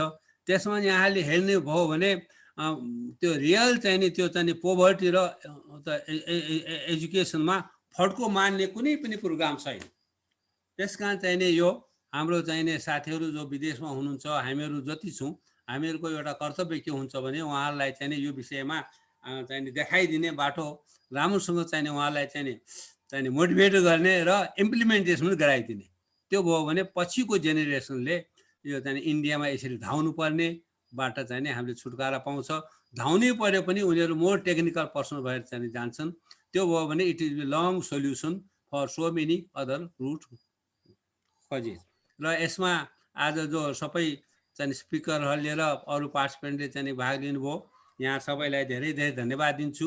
र मैले धेरैसँग चिनाजानी गर्ने मौका पाएँ र अब आगामी दिनहरू पनि यस्तै खालको चाहिँ प्रोग्रामहरू साइन्टिस्ट नेपालले चाहिँ नि इनिसिएसन गरेको चाहिँ होस् र त्यसलाई निरन्तरता पाओस् भन्ने कुरा म शुभकामना दिँदै लास्टमा म डाक्टर माधव भट्टजीलाई चाहिँ नि के अनुरोध गर्न चाहन्छु भने तपाईँको मलाई इमेल र टेलिफोन म पाऊँ, किनकि हामी यहाँ चाहिँ यो मेडिकल युनिभर्सिटीको लागि हामी चाहिँ कुरा कोसिस गर्दैछु र त्यसमा पब्लिक हेल्थको पनि चाहिँ एउटा मोस्ट इम्पोर्टेन्ट एउटा कम्पोनेन्ट एउटा स्कुल नै बनाउने भन्ने कुरा हाम्रो छ। किनभने हाम्रो यो स्वास्थ्यको यदि चाहिँ नि हामीले हेर्ने हो भने सबभन्दा ज्यादा हामीलाई चाहिँ नि पब्लिक हेल्थकै चाहिँ नि हाम्रो चाहिँ नि ज्यादा खाँचो छ। पब्लिक हेल्थमा राम्रोसँग हामीले चाहिँ नि त्यसलाई चाहिँ इम्प्लिमेन्टेसन गर्यो भने क्लिनिकल चाहिँ नि र बिस्तारै त्यसले चाहिँ नि अनि चाहिँ नि बाटो पाउँछ जस्तो मलाई लाग्छ। यति भन्दैमा हाम्रो चाहिँ नि आजको यो अर्गनाइजर चाहिँ नि साइन्टिस्ट नेपाललाई चाहिँ नि धेरै धेरै धन्यवाद दिँदै सबै 3वटा स्पिकरहरूलाई पनि धेरै धेरै धन्यवाद दिँदै र अनि चाहिँ नि हाम्रो महेन्द्रजीलाई सबैलाई धन्यवाद दिँदै म आजको यो चाहिँ नि भेरी चाहिँ नि युजफुल यही चाहिँ नि समाप्त भएको चाहिँ नि म यहाँलाई चाहिँ निवेदन गर्छु। धन्यवाद। Thank you very much.